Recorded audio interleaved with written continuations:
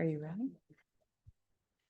Okay, we're just going to begin. I think it's me. Are we live? Okay. My apologies, everybody. We'll begin this committee of the whole on Tuesday, April the 7th. It is 6:01 and we'll call this meeting to order. We'll begin with a land acknowledgement. With gratitude, the Township of Leeds and the Thousand Islands acknowledges these lands and waters are traditional territory of the Algonquin, Mississaugas, Mohawk, and Huron-Wendat. To recognize the role the township must play in truth and reconciliation, we also acknowledge the displacement of these peoples. Additionally, the township would like to respectfully acknowledge the First Nations, Inuit, and Métis people who also call this place home. We make this land acknowledgement to honor the Indigenous ancestors who have stewarded these lands and waters since time immemorial. So we'll begin with number 3, which is the adoption of the agenda, moved by Councillor Mabey, seconded by Councillor Antoine Hartley, that the agenda be adopted as circulated and that the procedural bylaw be waived to allow 4 delegations instead of 3 for this meeting. Any discussion on the motion at hand? I have no hands up. I'll call the question. All those in favor? Any opposed? And it's carried. Next item on the agenda is declaration of pecuniary interest or general nature thereof. Does anybody have an interest to declare? I have no hands up. So we'll move forward with closed session, which there is none this evening, and then on to delegations. So we have 6.1, which is the Rockport Development Group. So we have Wendy Merkley coming to present to council.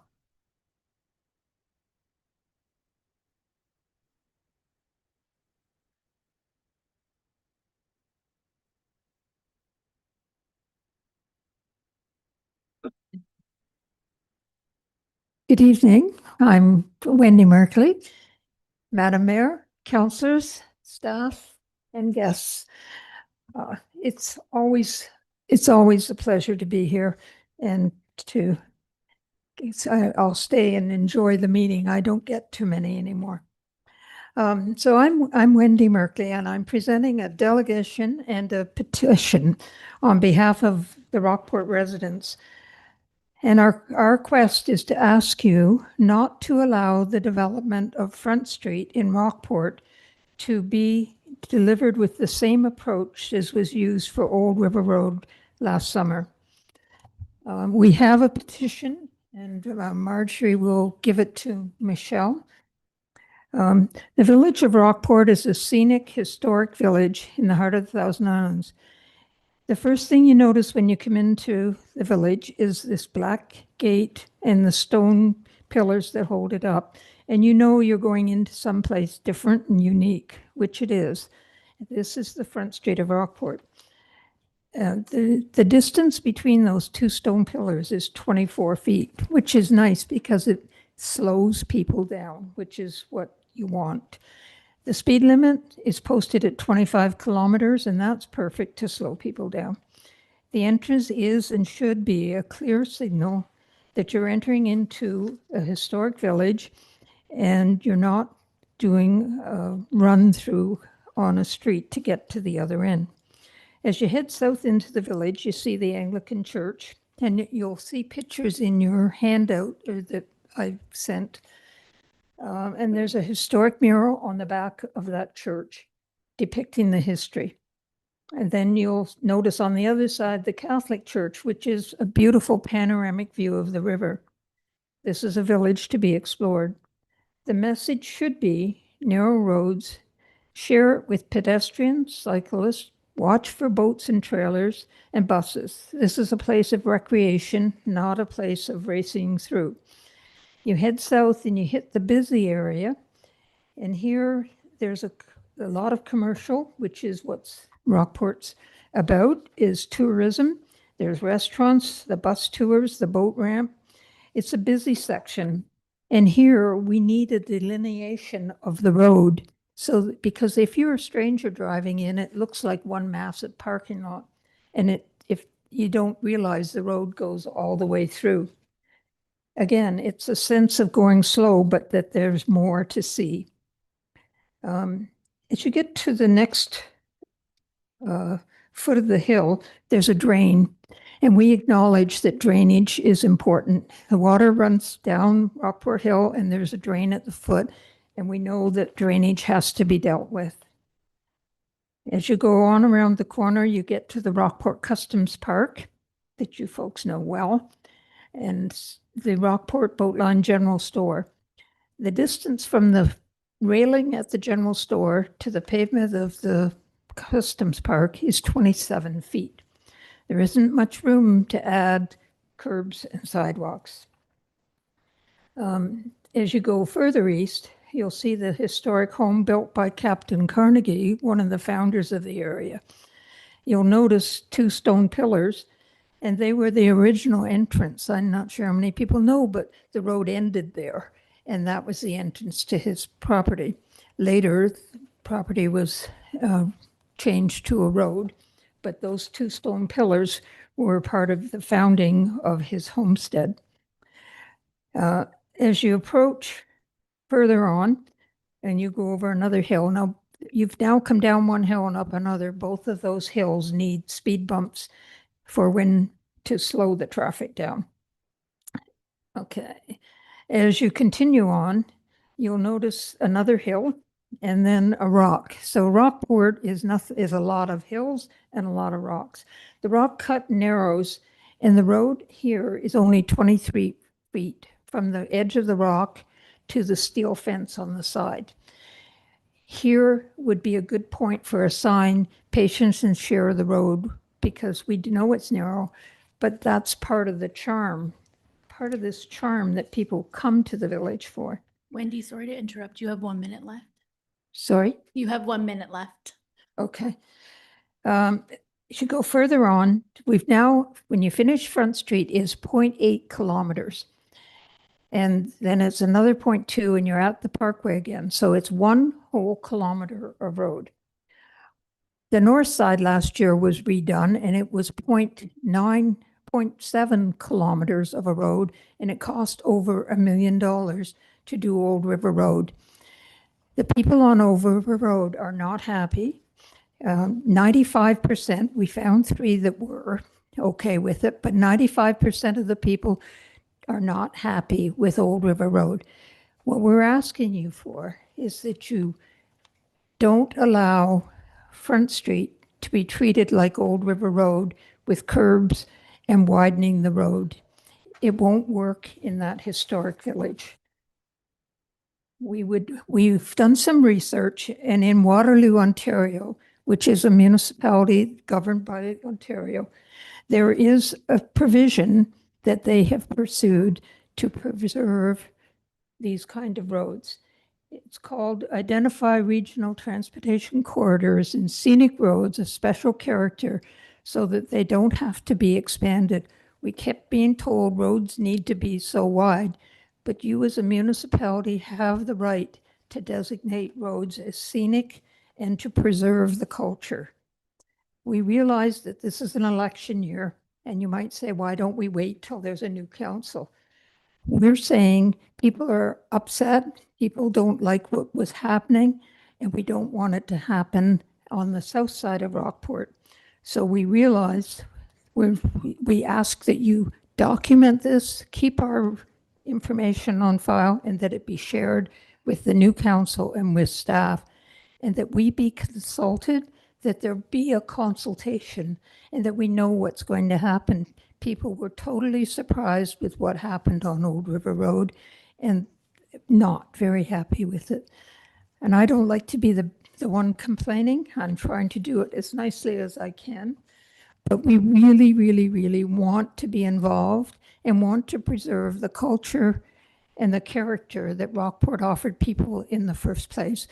But we want to support tourism and growth. So there are a lot of people here tonight to support me, and I just ask if they would raise their hands, just so you know, this isn't RDG and a special interest group. This is the whole community, and they were very vocal and very supportive of a petition so that we would come to you.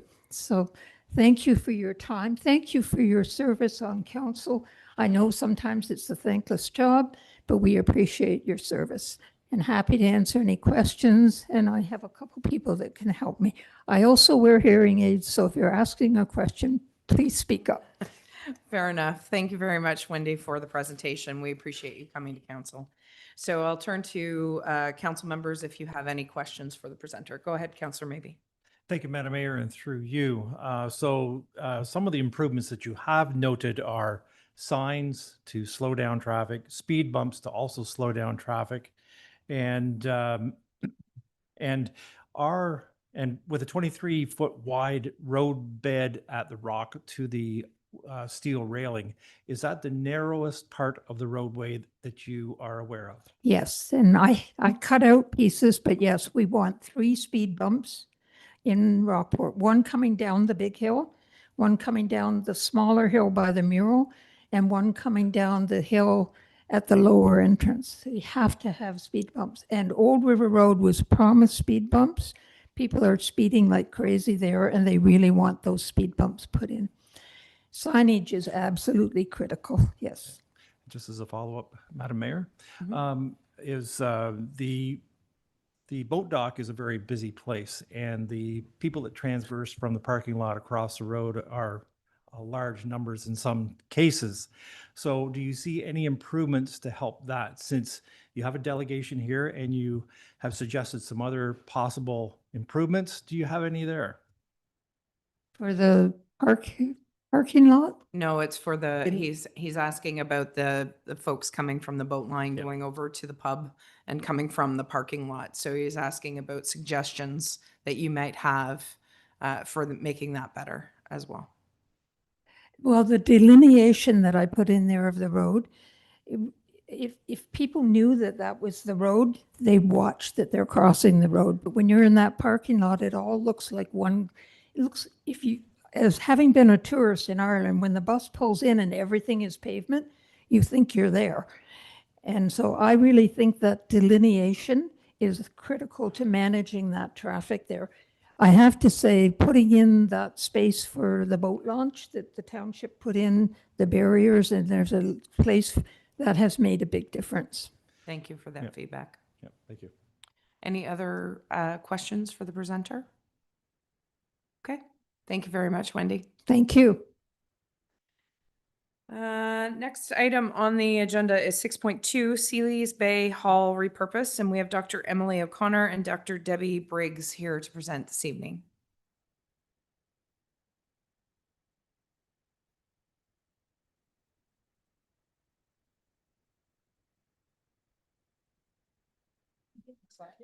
It should be on. This is on. We'll just have to do from this. Let's hope they have her. She said it should be Oh. on. Oh, yeah. Oh, yeah. Wait, is that it? Proposal?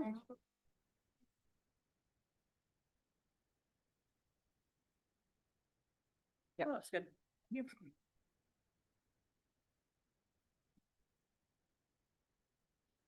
No, we just have to share our screen. We'll just ask for everybody's patience while we're getting the slideshow up and going.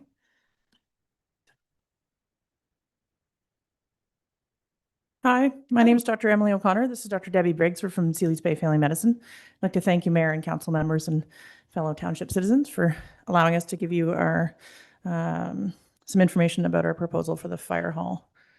So the proposal, we just wanted to say why we came up with the proposal. It wasn't for us to have a better place to work ourselves. What we were looking for is something that was going to provide healthcare for the community 20 years down the road. I'm going to be retiring, and it was very difficult to find somebody to take over my practice. And some of the limitations is what has driven this. And so we will go through. So this is where we are currently housed. I don't know how to do this, Emily. There's I'm on my way out. so 3 physicians and there's practitioner in the right-hand most unit of the plaza in Sealy's Bay. That plaza, just for those who are unfamiliar with Sealy's Bay, was built by Mr. Jack Drynan in 1998, and he constructed the inside of the clinic to establish a medical office for the village, and the furnishings and the equipments were all procured from fundraising by the community. So it's truly a local clinic, which has been supported by the citizens of the township and our town from the inception and ongoing. However, we are stretching and outgrowing our roots. So I think, Debbie, you can talk a bit about Yeah, so again, in trying to recruit, one of the main barriers was that the new grads, which are the ones that we're trying to recruit primarily, don't want to come to a community where the overhead and ability to have an idea of what their overhead and their expenses are going to be is unpredictable. They come out of school with hundreds of thousands of dollars of debt, and so have to have some kind of idea. Currently, our lease is with Dr. O'Connor and Dr. Kosher are on the lease. I'm not, because I wanted to have an out. And the current physician coming to our community is not signing on to the lease. So they do not want to commit over an extended period of time. We also are facing having a landlord that's not directly local, as Mr. Drynan was when he owned the plaza. Hasn't been an ideal place for us. We didn't have heat for 2 weeks this January. It was cold. We've run out of propane. We're not able to hire our own local repair and maintenance. They've hired a property management company from Kingston. So it's mostly Kingston companies that come out to service it. The space is limited. That building was built for 2 physicians. We've renovated when I joined 18 years ago to renovate for 4 practitioners, but there is 0 additional room. So our 4 key goals, when we thought about what would be useful if we moved to the fire hall, was obviously 1, to recruit and retain physicians, providing a sustainable medical care in the community that lasted longer than our careers. Accessibility, there are some problems with the size of the building and accessibility for additional patients to come in, and just improving local healthcare delivery and community resources. So right at this point, we're just going to stop and just ask if you would like us to go on. We can expand on each of those 4 items. You are all been provided, I think, a detailed outline. One of the reasons we're just going to stop here is because we actually don't know if we can actually move, because we don't know the details of the financial part of it. We are 100% committed to paying overhead, rent, expenses, et cetera, but we don't know what that is, and we don't know if it's actually even feasible for us. So if you'd like us to carry on, we will, but if, say, there's a vote today and we were chosen, we don't even know if we would be able to do it. So I don't know whether it's actually an idea to So carry what on I or would not. say is that I would continue with your presentation. I know that there is discussion, there's a motion on the floor later on in the agenda, and there's going to be fulsome discussion at that point. And I think that based on some conversations that some of the other members of council have come to staff with, that we might be able to come up with some different options that might appease everybody. So but I would want to see the whole of your presentation if you're willing. So the recruitment and retention, that's a cheerful picture of me 18 years ago. So we spent 5 years looking for a physician to allow Dr. Briggs to retire. A big reluctance to sign commercial leases, which tend to be 5 to 10 years.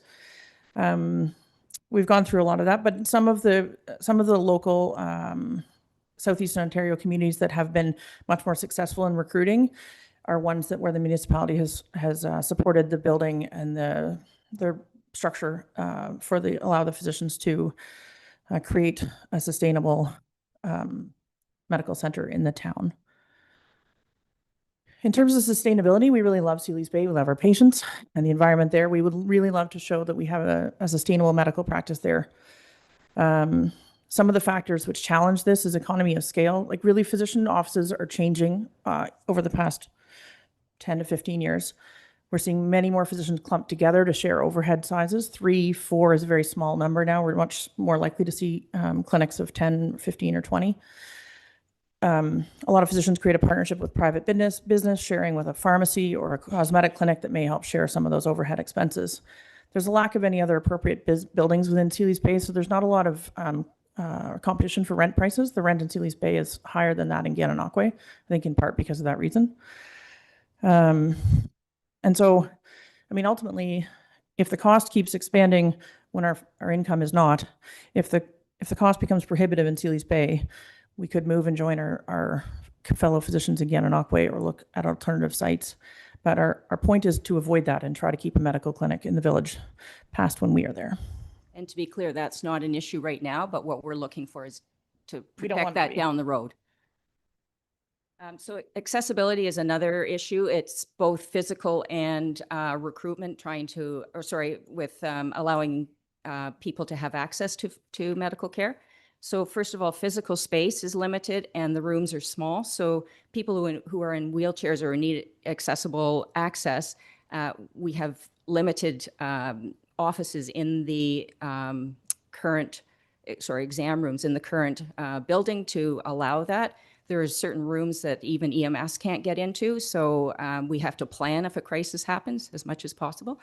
And the other thing is if we moved to the fire hall, the space would be bigger. It would allow allied health services to help us, to offload us, be able to take more people on, and would actually allow potential for another healthcare provider, which would then again allow us to take on more patients.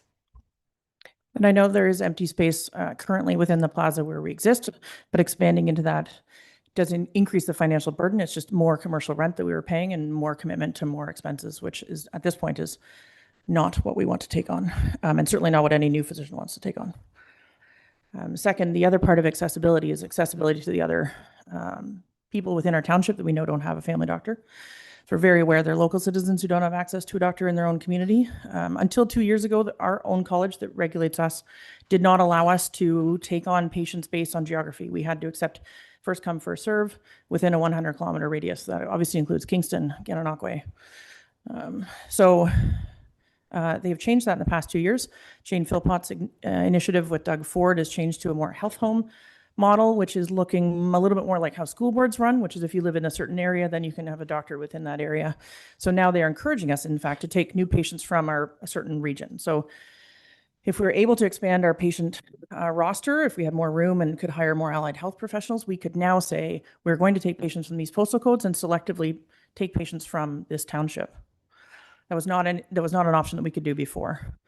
They have funding out to provide nurse practitioners for this purpose. We were not able to apply to the first round of funding for this, which was last September, because we don't have room to put any new allied health professionals.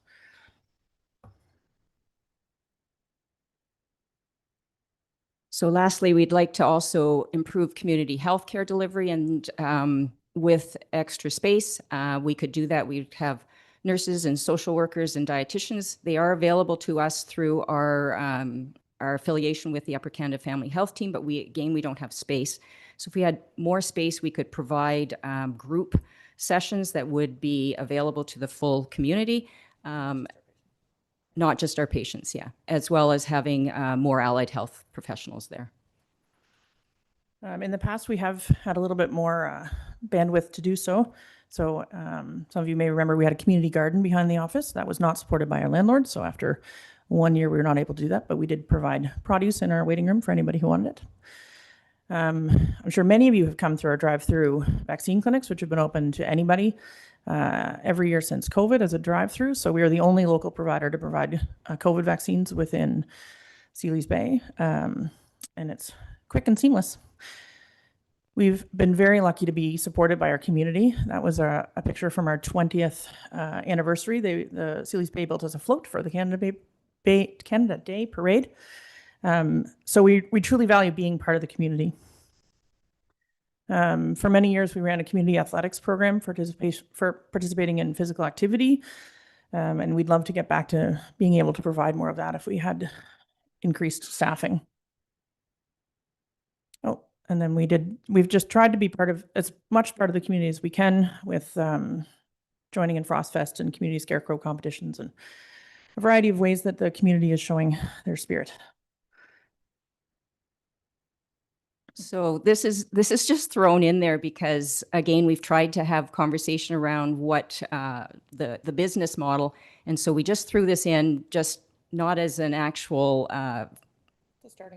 just as a starting point to kind of get a conversation going if we could do that. So we are willing to pay overhead. We are willing to pay our costs with regards to anything inside our offices, but we would expect the township to cover the exterior part.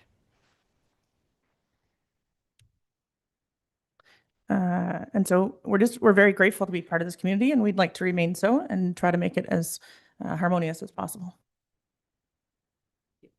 Thank you for the presentation. Any questions from members of council in regards to the presentation? Go ahead, Councillor Maybe, and then Deputy Mayor Fody. Thank you, Madam Mayor, and through you, I guess my first question is, did you propose a cost here of 30,000 a year for rental in this location or in the fire hall? And you don't have to disclose this, but I'm going to ask, what are you paying now where you presently are? You don't have to pay, you don't have to answer it right now, but you could say it to us later if you want. Right now, roughly about 5,000 in just rent, Per month, plus your utilities, plus all expenses. all other expenses. Including repairs to the building. And to that point, the property management company that's looking after the building is, if you want to disclose. Limestone. Limestone, okay. Happen to know some of those. Okay, and the recruitment of new physicians, how difficult is it? Has it been? I know it from another doctor's office and what they're dealing with. So I want to hear maybe what your take is on it. So I've been trying for 5 years, and that's advertising widely.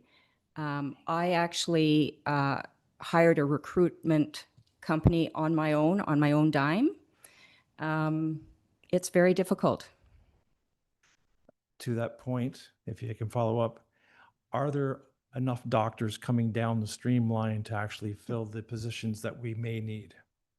We have no shortage of family physicians at all in Ontario. There are well more than enough to take care of every patient here. The problem is they don't want to do our job. So we need to make it attractive to be a family doctor. They are working in nursing homes, they're working in emergency departments, they're doing locums. They don't want to commit because expenses are high. So if we could recruit, of the total number of family physicians in Ontario, of the ones that are not working in family medicine, if we get half them back to family medicine, everybody would have a doctor. Interesting point of view. I appreciate that. Yeah, thank you Now, for that. One other question, just to follow up on that one. Have you gone back to the Ontario government to try to change their minds on how they're actually paying you? Because I know that's the bigger factor here in the background. I mean, we find it challenging to this group. The OMA does campaign hard on our behalf to try to, there is various models coming or in debate, but I mean, everybody's part of the pie, right? So the increase the income or how we're paid for family physicians and radiologists and cardiologists, and there's only so much of that pie to go around. Obviously, any of you who've tried to see even a specialist, everybody's challenged these days. Yes. Public safety is important to everybody, and I think it's top of the line in my mind. Thank you. Deputy Mayor Fody. Thank you, Your Worship, and through you. For those that may not be staying till the latter part of the meeting when this comes back before us, I just want to thank all of you for the emails and letters you sent all of council. It matters. We read those. There was a lot of thought put into a lot of those emails with strategic little pieces that you had that maybe somebody else did not. I personally really appreciated that. It helped clarify a lot of things. I know Dr. Briggs, I was for a short time with former Councillor Mark Jameson on the doctor recruitment, and then work had to change my plans to be at those morning meetings. Yes, I understand the struggle. Larger cities can do that. It kind of sets my hair up on the back of my neck when I see Belleville hired another 4. They didn't hire one, and then 6 months later hire another. They hire 4 at once. So to your point of, a bigger group working together, they're getting them in handfuls. But then again, when we started our small get together 5 years ago, we thought what we had created, what we thought was an attractive package based on everybody's input. And then you read what some of these cities are offering, and you might as well throw in the towel. You can't even compete. It is a struggle. I feel for you, but I appreciate the presentation. It's been well done, and we'll see where we go from here. Thank you. Go ahead, Councillor Antoine Hartley. Use your microphone, please. Sorry. They can't hear you online. That's the problem. Thank you very much for being here. I appreciate you taking this time to help people understand. So what I'm hearing is that we're in a position now because of needing some more information. We're in a position of if then maybe. If then maybe we can roster more people. If then maybe we can, we'll get more physicians. If then maybe we can do other programs, right? You mentioned, and I think we're all aware that there are other scenarios, other models around the province of where municipalities work with their doctors to provide healthcare for the communities. Are you willing to work with the township on those sorts of looking at different models for delivery? Yeah, I think I'm actually not going to be here. Maybe, I was going to say, you're going to retire. maybe I should let Emily. Debbie's happy to engage in that for the next month.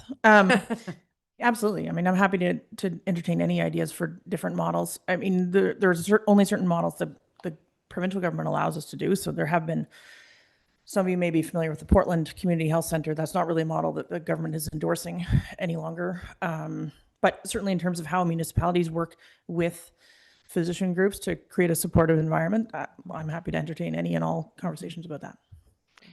I also at your open house had an opportunity to speak with the pharmacist, the pharmacy owner, who seemed quite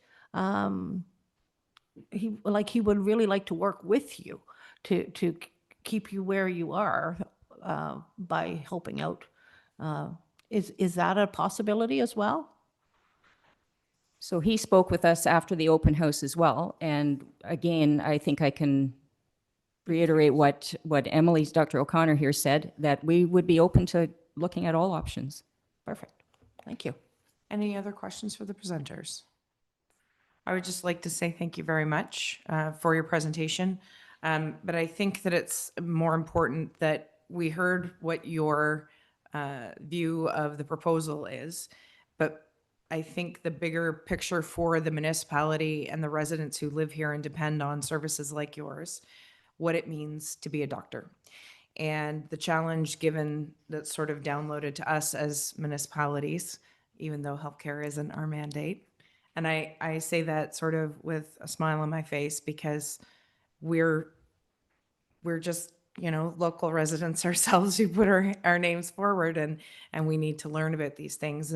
And what I've come to know over the last 8 years is that there are many different ways that physicians work together to make things work in general. Understanding the Portland model, for those in the audience who aren't aware, that is a salary model. So essentially, you become an employee of an organization at Country Roads. Here in Lansdowne, we have the St. Lawrence District Medical Center, which is a not-for-profit, which owns the building, owns the equipment, and does all the fundraising and provides the environment, and the doctors just pay rent. And they also, the employees are employees of the organization. So I say that even though that this delegation was specific to the proposal in Sealy's Bay, I think what you'll find is that this whole process has unearthed a lot of different information, even for us as counselors, to consider for the broader needs of the community. So this whole process in Sealy's Bay of the repurposing was not to pit anybody against one another, but the silver lining, I think, here is that I think that there are going to be ways that we can find we can work together to accomplish all the goals of all the community, not just one group over another. So I just can't thank you enough. What you do for our residents and your patients. I know it's not an easy job, and the days that you feel like not going in, sometimes you have to, just the same. And we're very appreciative. And Dr. Briggs, we wish you all the best in your retirement. Thank you for serving our community so well.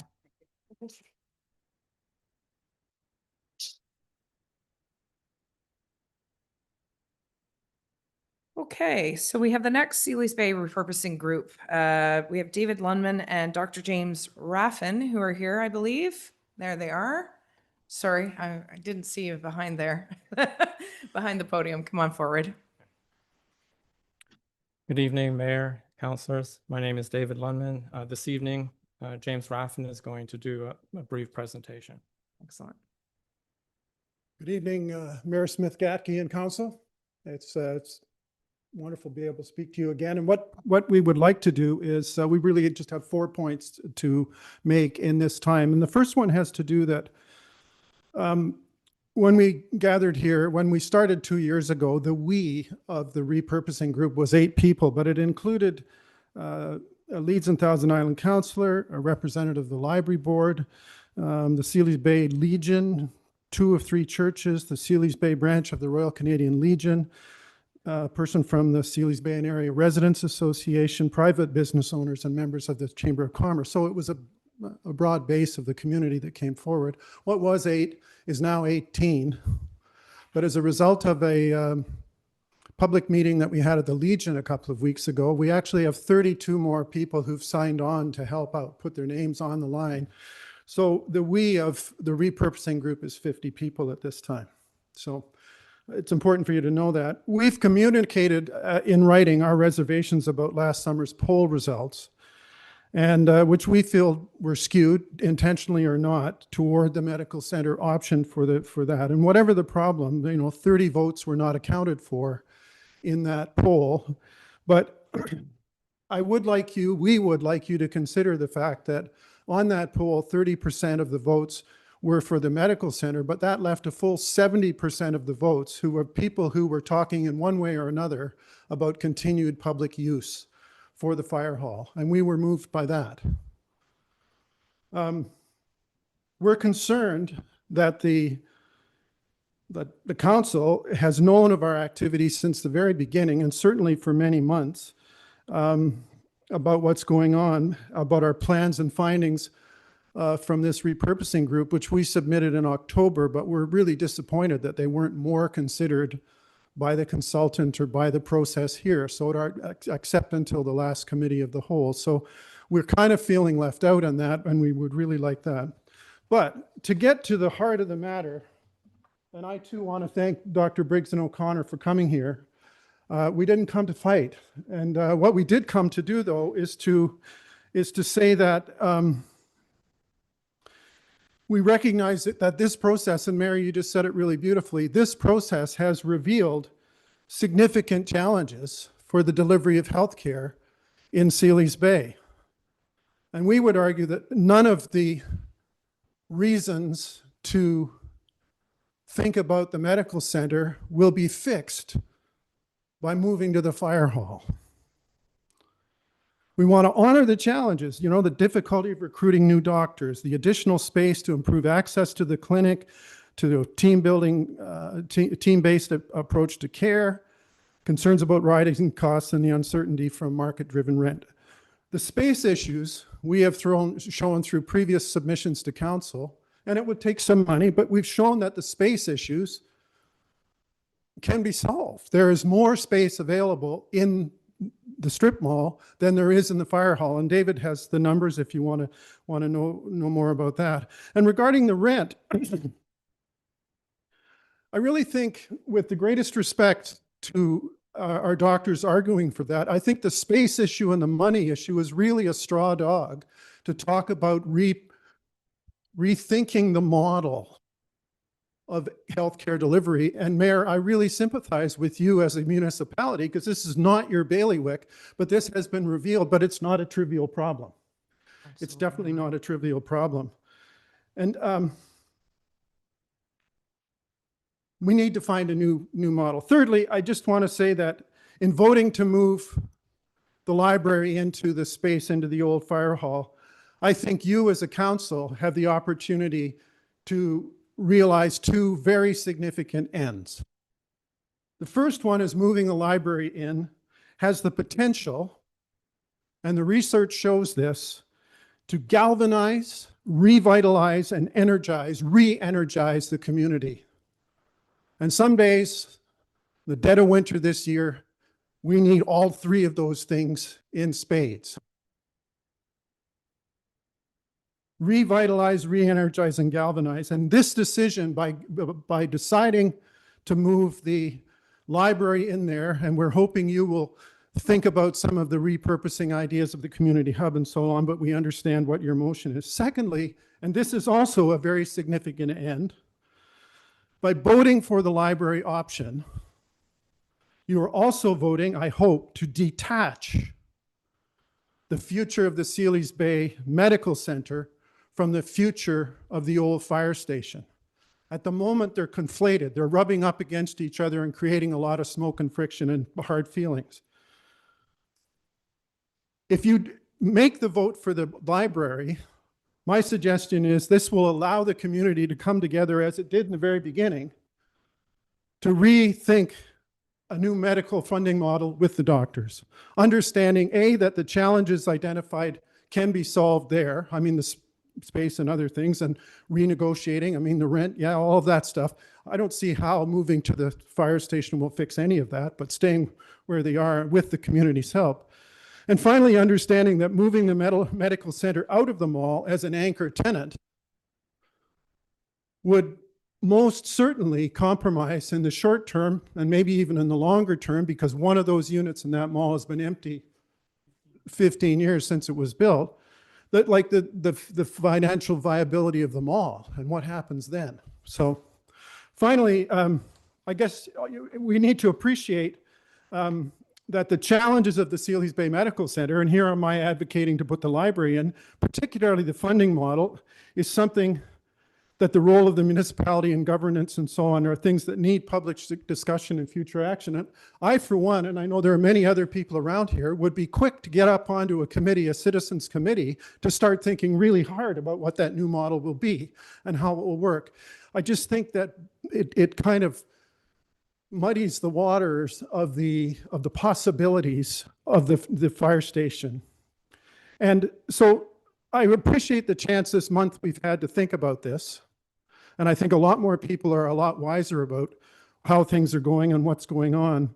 But I really encourage you to vote to move the library into the fire hall now, today, to do that, so that the planning process can continue without interruption, so that the momentum of the repurposing group's research and community consultation will help drive the next steps of the process, and probably most importantly, so that the council, you, can enact something truly transformational for the township and for the village of Sealy's Bay in creating a community-driven, library-centric, vibrant community hub, of which you can be justly proud as we move into the next election cycle. David's here to help answer questions, but there you go. Thank you very much for your presentation. So I'll go to council members for any questions. Deputy Mayor Foti. Thank you, Your Worship. And through you, Mr. Raffman, you touched on a couple of important things. Number one, we don't want to see a confrontation between one side versus the other either. We're too small a community. We're not talking Metro Toronto here. And, you know, if we pit one against the other, we all lose, regardless of the winner, so to speak. So you made some good points. I do want to assure you that even though it's perceived that we're not doing much or listening, other than maybe what the presentation was to you last fall and the community meeting held, when was that? In October, that we held it in Sealy's Bay Hall.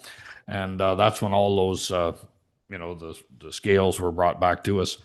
But we've been working one-on-one, just feeling out, just where are we going from here? Because this is the last thing we want either, is confrontation. As I said, there's a lot yet to discuss and to cover.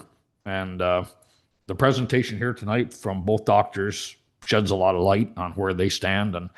And your point about if the doctors were move into a different scenario, it might bleed the lifeblood out of the strip mall, and the pharmacy may move with them. And, you know, bigness begats bigness, and you know, if you build it, they'll come. I would like to explore what other options we have, and working with the community for that wouldn't be hard to do. It really wouldn't. The township can get behind it, no different than the township got behind the St. Lawrence Medical Center. The land was donated, the money came from the township originally. And, you know, that's what we're here for. We're here to work for and with the residents. But we have some more discussions and opinions of council here, and we'll go from there. Thank you. Any further questions for the presenters? Go ahead, Councillor Maybe. Thank you, Madam Mayor, and through you. So you were talking about numbers of the strip mall and the sizes of the building. Can you allude on that a little bit more? So currently, the doctor's clinic is 2,400 square feet. The chiropractor's portion, we believe, is 400 square feet. And there, behind the chiropractor's area, there's at least 700 square feet available that is vacant space right now. And the clinic is on the opposite end of where the open space is in the present mall, correct? Sorry, I don't, Yeah, The- the open space yeah. is down The at the open- other end. the open space the is opposite beside end. the existing clinic. So the pharmacy is right beside the clinic, I take it? Yes, Yeah. that's correct. Okay. Thank you. Are there any other comments or questions from council? I have no hands up. So thank you very much again for your presentation. And we have one more presentation this evening in regards to pickleball court lines in Lansdowne. Go ahead. We have Peter Sebald here.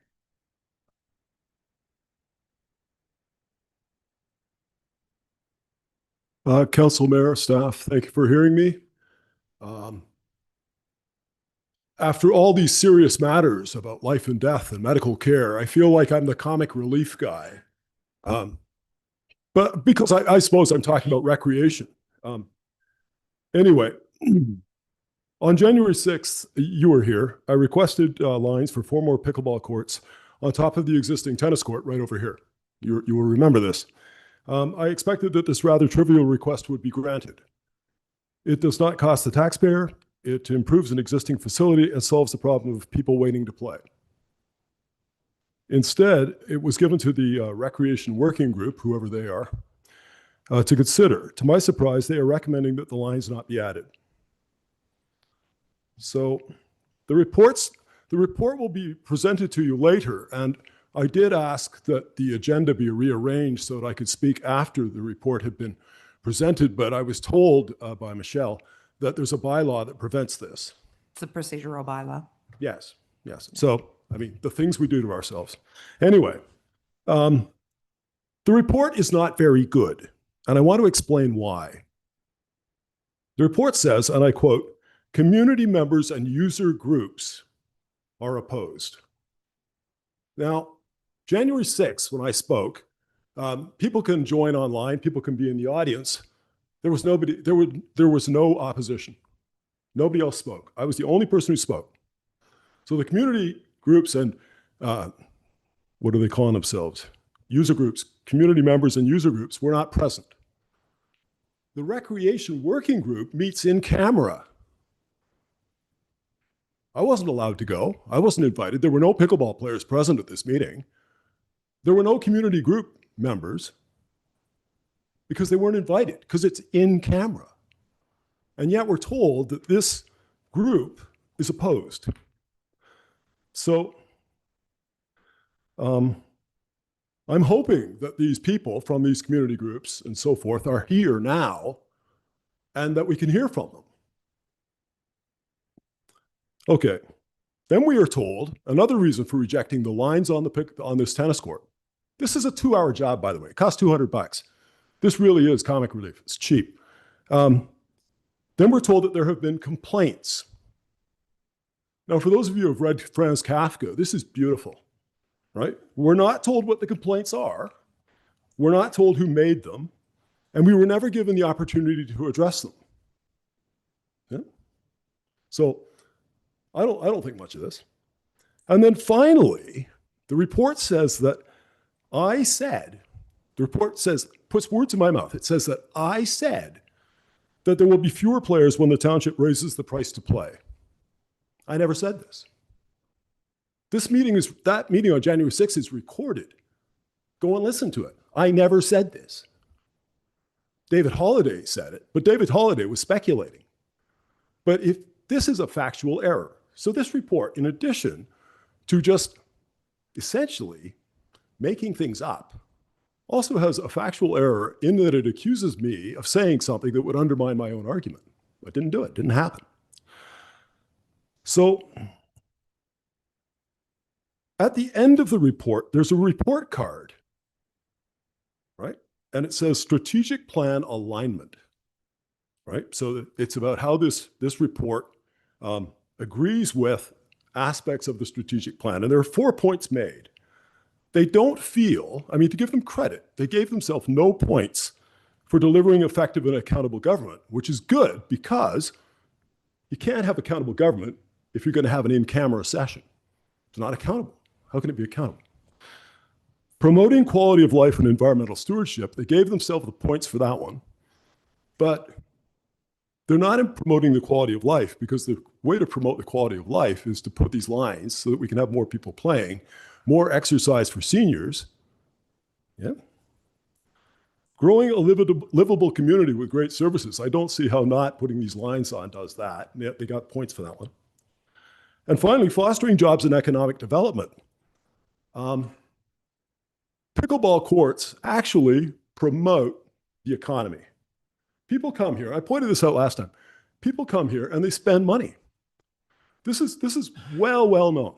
If people come to your community and they spend time in it, they spend money. So in fact, not doing this is the opposite of economic development. Now, where am I here? Get organized. Okay, so the report turns down a simple, cheap project on completely nebulous grounds. I hope that your worship and council will ignore this report and approve the addition of 4 more courts. There's no downside to doing so. Thank you. Thank you for your presentation. Any members of council have any questions? I have no hands up. Thank you for your, oh, did you have a question? Go ahead, Councillor Maybe. Thank you, Madam Mayor, and through you. And just as a point, do we have anybody from the Recreation Committee who would like to state anything on this? This isn't. No, where I know it's it has to not. be under the motion, if Yeah, that's the It's case. just, I guess from my point of view is that asked whether he could ask or answer any questions afterwards. And that's where I kind of come from. Can we accommodate him if he had an explanation from somebody? Yeah. It'd be part of the discussion under Yeah. the motion. Well, other than, I Yeah. can ask okay, I can ask if Or anybody has any comments or questions yeah, during that's that. fine by me. Yeah. Okay. Thank you. Yep. Are there any questions? So thank you very much. Thank you. Um, You could ask if any of these community members that are objecting would like to speak. That would be really cool.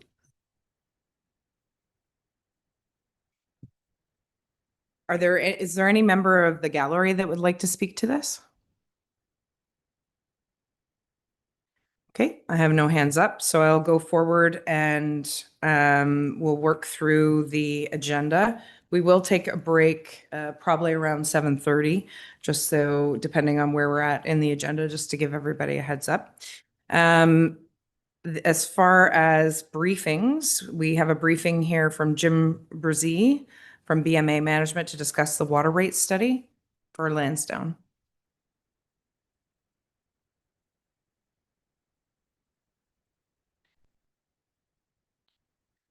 So I believe he is online. Can you hear me now? Oh, I can't see him. Oh, we can't hear you, Mr. Brzee. Is that better? Is he talking? Can you unmute him? Yeah, I'm not sure, Mr. Brzee, why you're unable to get through there. We can't hear you. Okay.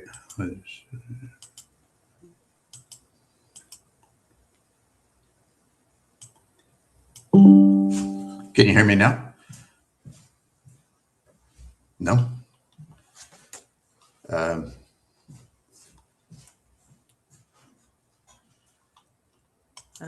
Unfortunately, we still can't hear you.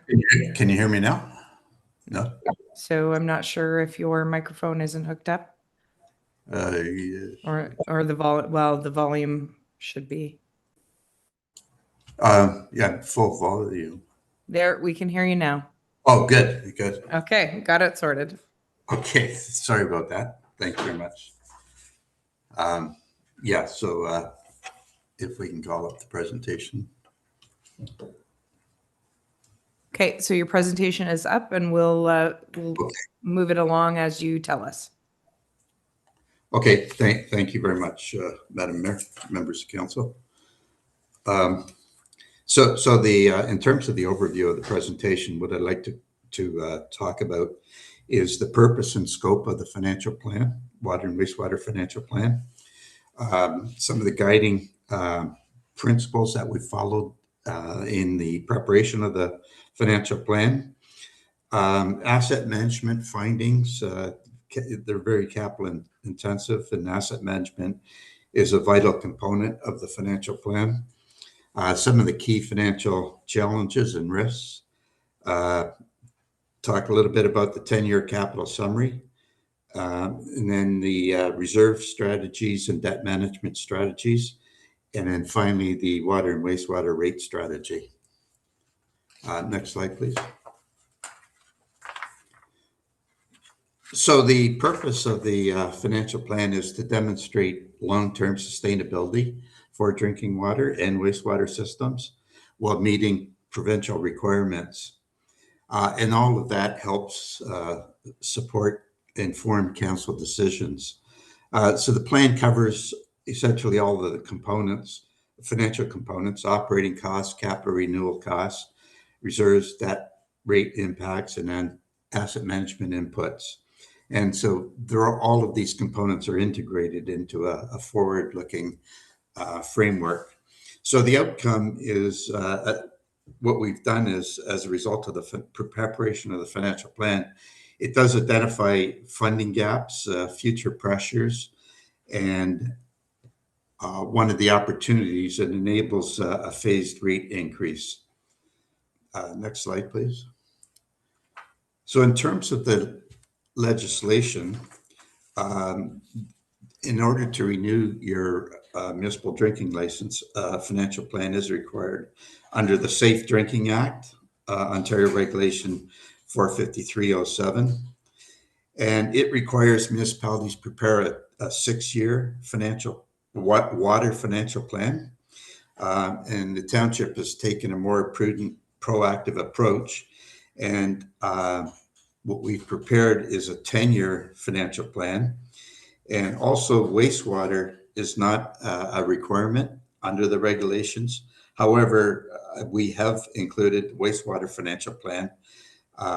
And what that does, it helps ensure consistency and sustainability across the systems. Next slide, please. So in terms of the preparation of the financial plan, we followed some guiding financial principles and policies. First of all, we want to make sure that there's stability and predictability in the rates, gradual adjustments so users can plan ahead, and this would avoid sudden spikes in rates. We also wanted to ensure fairness between current and future ratepayers, encourage intergenerational equity, and that's ensuring that today's residents pays their appropriate share of the infrastructure that they use rather than deferring these costs to future generations.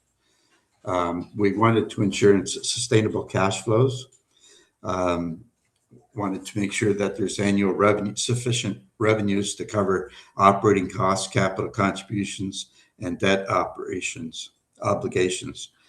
And then finally, financial flexibility and reduce vulnerability.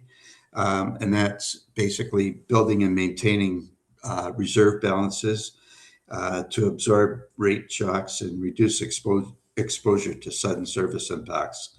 So these principles, as I say, guided the rate strategies. It helped establish reserve targets, capital financing decisions, and all of this provides a transparent, rational approach for rate increases and debt issuances to protect the essential services. Next slide, please. So in terms of the systems overview, there's approximately 300 properties that are connected to this water and wastewater system. And water and wastewater systems are extremely capital intensive, requires major infrastructure investment, regardless of the number of users. It costs the same for the infrastructure, basically, for a large municipality and a small municipality. And in the case of the township, these costs are spread across fewer connections. And what that results in is that your per connection costs tend to be higher than large urban systems. The asset replacement value taken from the asset management plan, the water system is about $11 million in replacement costs. And in terms of the sanitary sewer system, there's about 2.3 million. So for a total of almost 13.4 million.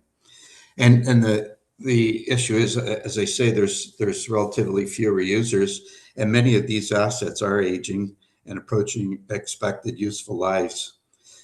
So that creates a need for a proactive reinvestment strategy to avoid service disruptions and emergency repairs. Next slide. As I mentioned, one of the key inputs into the financial plan is the asset management plan. And the asset management plan, what it has done is identified what the sufficient contributions reserve are on an annual basis in order to sustain the operations. And the recommended annual contribution to capital replacement for the water operations is about just over 232,000. And in fact, in water, instead of contributing to the water reserves, there was actually a withdrawal of $8,800. So the estimated annual funding gap for water operations is 241,000. In the case of wastewater, the current contributions to capital is about 106,000, and the recommended annual contributions from the asset management plan were about 39,000. So there's actually a surplus in the water operations, annual surplus of about 67,000. So water requires significant increases. However, this surplus in the wastewater provides an opportunity to mitigate ratepayer impacts. Next slide. In terms of what we found, some of the financial challenges in REX, first of all, there's cost pressures, and all Ontario municipalities are facing this, rising operating costs and capital costs. You have limited, especially in the water operations, limited reserves, which reduces the township's ability to absorb cost increases. Water system debt exposure, which I'll talk about, because of the capital budget, the water system upgrades require large upgrades require about $3.4 million in debt financing. Again, because there's insufficient reserves to cover those costs. So what this does is it introduces long-term repayment obligations, and that results in making sure that it's carefully managed. In fact, on a $3.4 million debt, we amortized it at over 25 years at 4%, and it works out to an annual debt repayment of $217,000. And so what we've done in terms of mitigation, the plan sets out, we've established debt affordability limits. We've got in the financial plan strategies to strengthen the reserve, and all of this helps mitigate risks through informed early decisions rather than reacting after a crisis occurs. The next slide. Looking at your 10-year capital budget, you can see here that the 10-year capital budget in terms of water, it's projected at $7.1 million. And the problem here is, as I mentioned, early in the forecast, you have the infrastructure requirements for the replacement of some of your water infrastructure of about $3.4 million, or just in excess of $3.4 million, which requires that debt financing. And as I say, that's in the early years of the capital budget. In terms of wastewater, the total spending over the 10-year period is $8.6 million.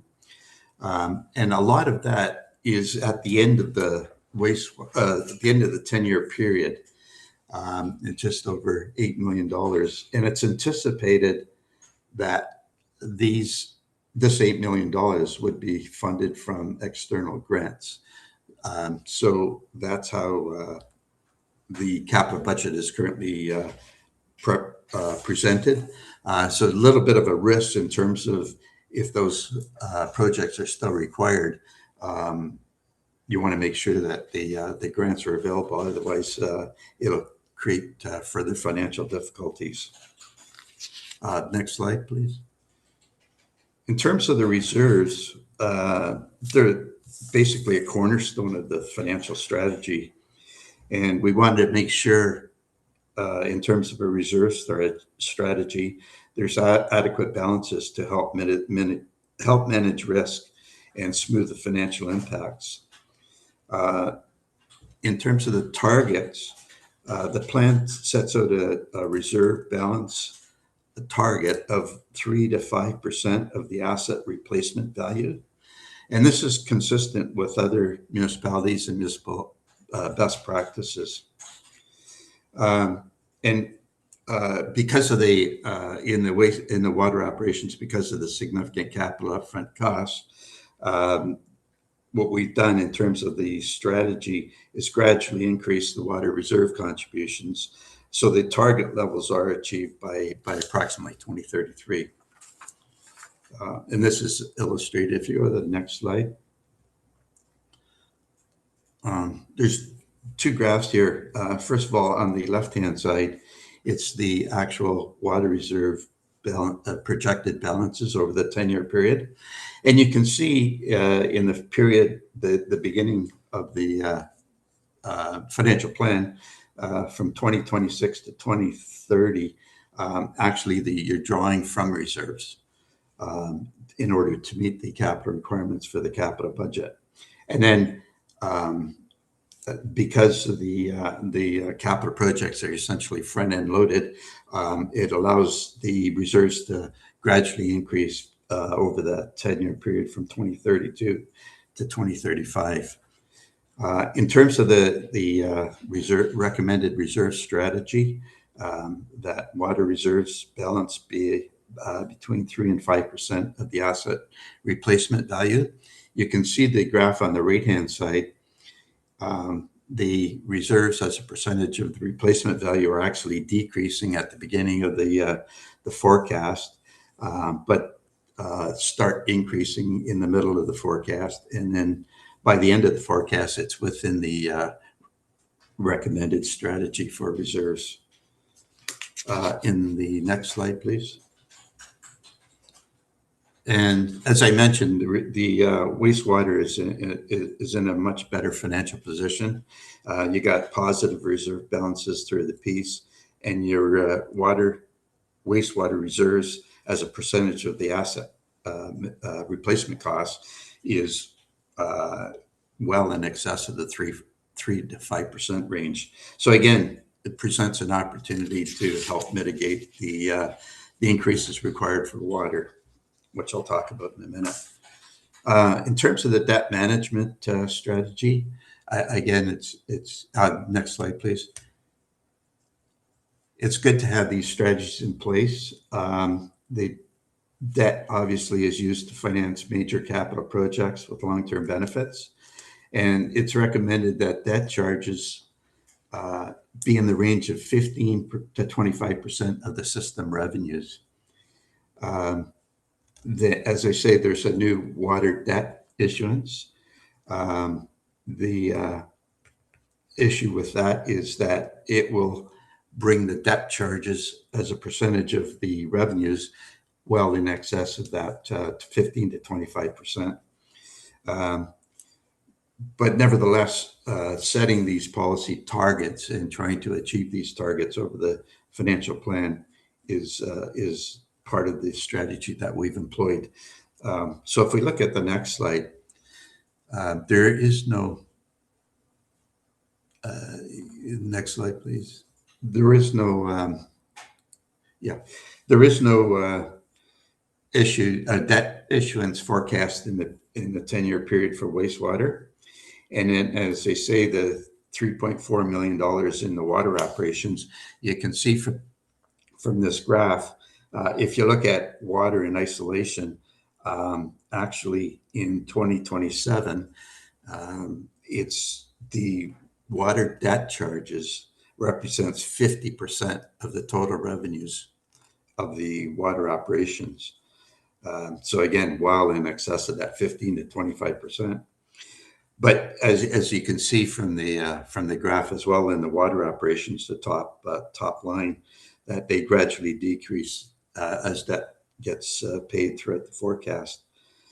If you look at water and wastewater in its totality, combining the two, your total water and wastewater debt as a percentage of own source revenues is within that 15 to 25% range.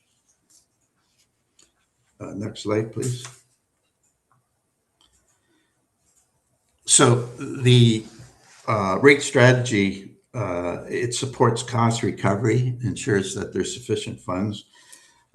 It's fairness in the terms of intergenerational equity. It promotes conservation, and it also has user stability. What we're recommending, in fact, is a 9% increase in the water operations. And because of the healthy balances in the wastewater operations, we're able to hold those rates steady over the 10-year period. So there's 0% increase in the wastewater operations. So if you go to the next slide, so the blended increase as a result of that, freezing the wastewater and 9% increases in the water, it works out to about a 4.6% in 2027, which on an average user using 180 cubic meters a year works out to about $100 per year. Next slide, please. So just to summarize, in terms of regulatory compliance, the plan meets the Ontario regulation requirements. It reflects best practices in municipal financial and asset management. It closes that infrastructure funding gap that I talked about in the asset management plan for both water and wastewater. A predictable rate path, 9%, as I say, in water and 0% in wastewater. And then it uses debt and reserves strategically to support the operations. So that's the end of the presentation, Your Worship. Thank you very much, Mr. Brzee. Thank you for the presentation. Are there any questions or comments from council? Go ahead, Deputy Mayor Foti. Thank you, Your Worship, and through you, Mr. Brzee. It's a good, well-documented presentation. We appreciate that. There's one thing that's not addressed in here, and that's the ability for the ratepayers to pay it. When I'm looking at a 9% increase, it's irrelevant that it's zero on wastewater. There's still a 9% increase. If you look at your graph, figure 18, you literally more than double, which is obvious math at 9%, you literally more than double the cost of the water rate from 2026 to 2035. I personally don't think ratepayers have the stomach for this in today's financial environment. When we started down this road, we didn't anticipate what the provincial and federal governments would do and their ability to drink red ink as fast as they can, and they're one's as bad as the other. And we see the costs every day. It isn't just groceries and gasoline, it's everything. I mean, the carbon tax that took a jump April the 1st, it's showing up loud and clear on gas pumps at 10 and 15% increases literally overnight. I'm not sure, as enthusiastic as I am about this water tank and the grant money we received, it's irrelevant if the people can't afford to pay the bill. I'm just going to leave it for discussion for now, but that is my point. Thank you. Any other comments? Go ahead, Councillor Maybe. Thank you, Madam Mayor, and through you.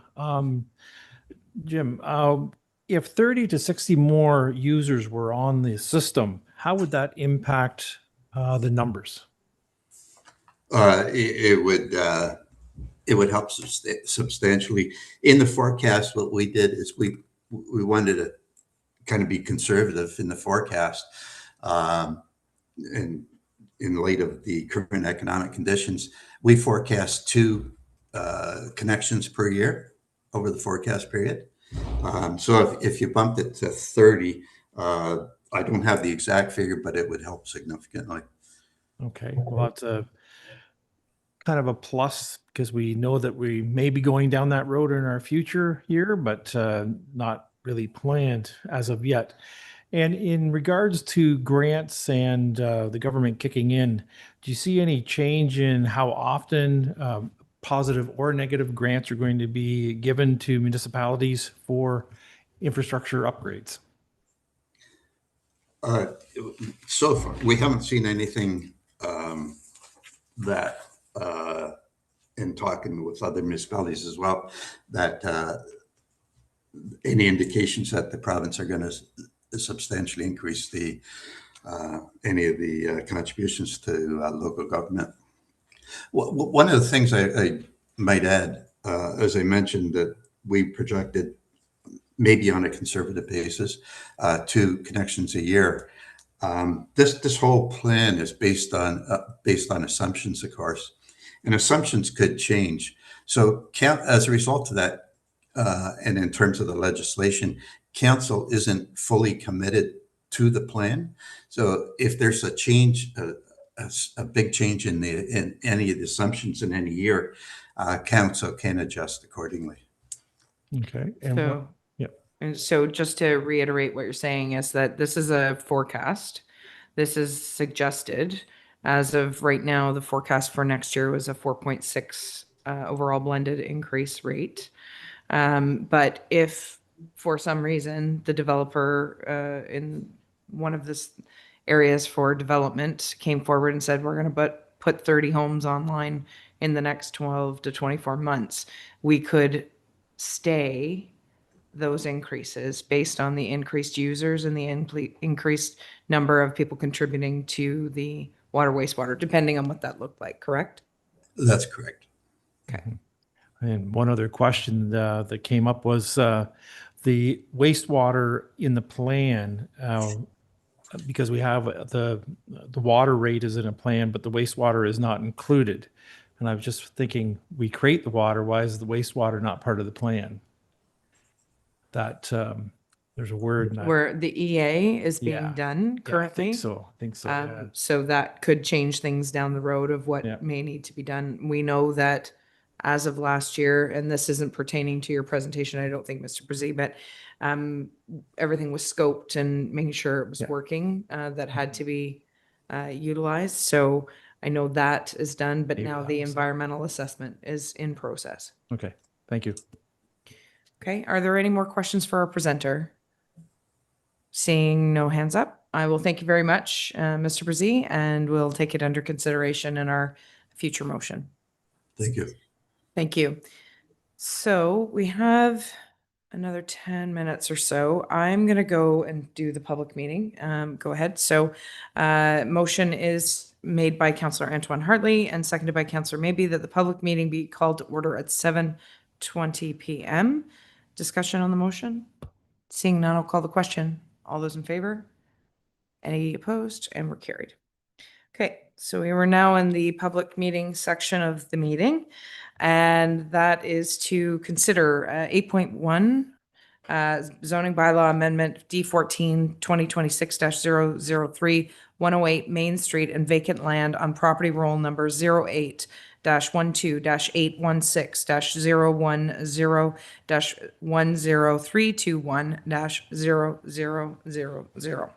So I'll read the public meeting introduction and then we'll go from there. Personal information collected at this public hearing is collected under the authority of the Planning Act and will be used to assist in making a decision on this matter. All names, addresses, opinions, and comments are collected and form part of the minutes, which are available to the public. Questions regarding this collection should be forwarded to the Director of Planning. The purpose of the public meetings is to present an application in a public forum. Following presentations by the applicant or staff, council members will be afforded the opportunity to ask questions for clarification or further information. The meeting will then be open to the public for comments or questions. When you speak, please provide your name, address for the recording in the minutes. All comments should be directed to myself, the chair of the meeting. The applicant will be provided with the opportunity to address public questions once all members of the public have made their submissions. Following council's decision, notice will be circulated in accordance with the Planning Act. If a specified person or public body would otherwise have the ability to appeal the decision of the Council of the Corporation of the Township of Leeds and the Thousand Islands to the Ontario Land Tribunal, but the specified person or public body does not make oral submissions at a public meeting or make written submissions to the township before the bylaw is passed, the specified person or public body is not entitled to appeal the decision. Okay, that's off. So, talking about Main Street, Sealy's Bay. Madam Planner? Thank you. Through you, I just note that there is a representative for the applicant on the line. Is it possible? I'm not sure if they have a presentation or if I should provide the overview. If they could put up their hand, if they do. Are they? Yeah, Oh, he's got there a we go. presentation. Okay, perfect. Tomlin Grayovac. Bless you. Sorry, I preemptively raised the hand. I do not actually have a presentation to present. Okay, so we'll let the planner do the preamble. Thank you. Through you. So this application is a public meeting for zoning bylaw amendment for the properties. Just give me 1 second to share my screen. Got the document. 1 second.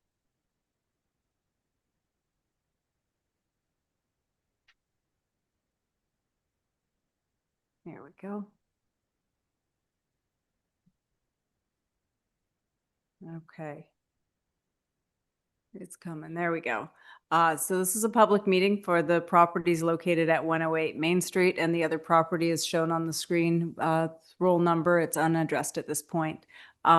This application, I would note, is also in front of the Committee of the Whole for a recommendation to council this evening.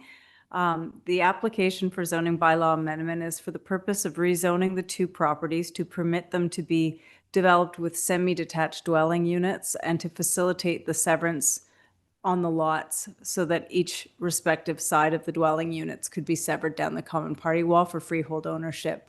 On the screen is an illustration of the one lot where the existing property would be developed with a semi-detached dwelling unit and then severed down the common party wall so that each side could be owned independently. It's the same proposal for the other property. So currently the zoning for the lots allows a semi-detached dwelling unit, but the lot area is prohibitive to allow the severance of them into freehold ownership. So this amendment is quite technical in that it just facilitates the ownership structure of the properties. The lots have been reviewed in terms of ensuring that they could each accommodate independent septic and well services and meet the minimum lot areas as proposed. Notice for this meeting was provided in accordance with the Planning Act through mail out to property owners within 120 meters of the property and advertisement on the township's website. To date, there's been no input received from the public with respect to these applications, and I'd be happy to answer any questions. Go ahead, Councillor Maybe. Thank you, Madam Mayor, and through you. I think I've got 3 questions here. And the first one being that the building is well underway on the one lot. And I was wondering, is there a reason why that wasn't asked for before the building was started? Through you, the existing zoning on the properties allows for a semi-detached dwelling house, which is comprised of the 2 units to go up on the property. So it was fine for the owner of the property to start the process. With respect to doing the severance and determining the severance line, it's actually helpful to have the structure there so you know the location of the common party wall when doing the reference plan for the severance. So Okay. That's probably why it started. That's good on that one then. Thank you. The property that's actually between the two lots, is it a future development for the same purpose?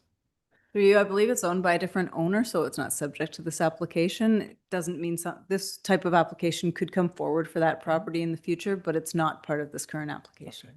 And then my third question is on the most western part of the parcel on the west or the left. Is it large enough to be severed in the future, or any plans, or is there a lock on that being severed?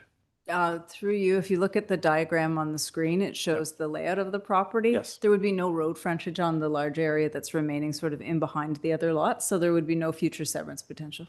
To that west, that lot line, it's a fence line or a road line? Because I thought in the That's a property line. topographical, it showed a road of some sort. No. It's not a public road. Okay, that Might be a road allowance. I think it's a road allowance that's Okay. used to access some properties, but it wouldn't support Okay. a severance. okay. So, okay, thank you. Any other questions in regards to this public meeting? Anybody from the gallery? I have no hands up. So we will move on to the Township of Leeds and the Thousand Islands Water and Wastewater Financial Plan, or should I close the public meeting? Sorry, I got ahead of myself. And then we'll probably take a break. So moved by Deputy Mayor Fody, seconded by Councillor Antoine Hartley, that the public meeting be closed. All in favor? All opposed? And we're carried. Okay, so folks, it's 7:27. We've been at this since 6 o'clock. So we're going to take a 10-minute break or so. So we'll be back at 7:40. Feel free to talk amongst yourselves while we have a comfort break.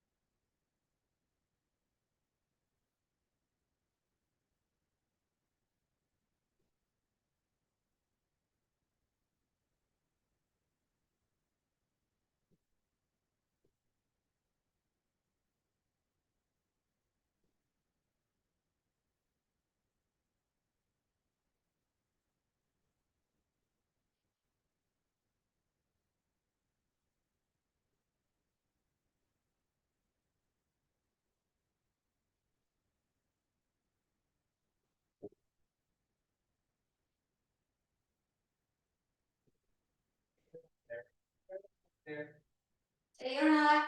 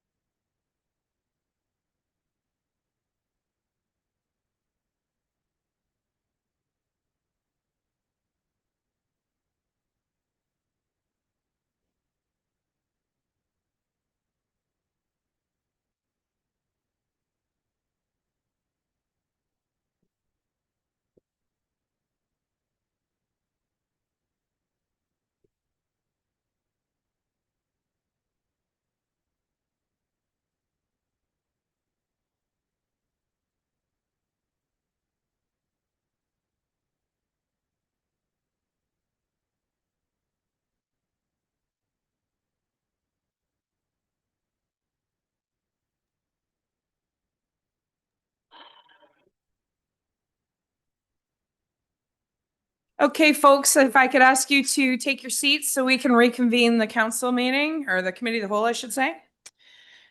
So we're going to move forward with 9.2, Township of Leeds and the Thousand Islands Water and Wastewater or no, 9.1. Sorry, my apologies.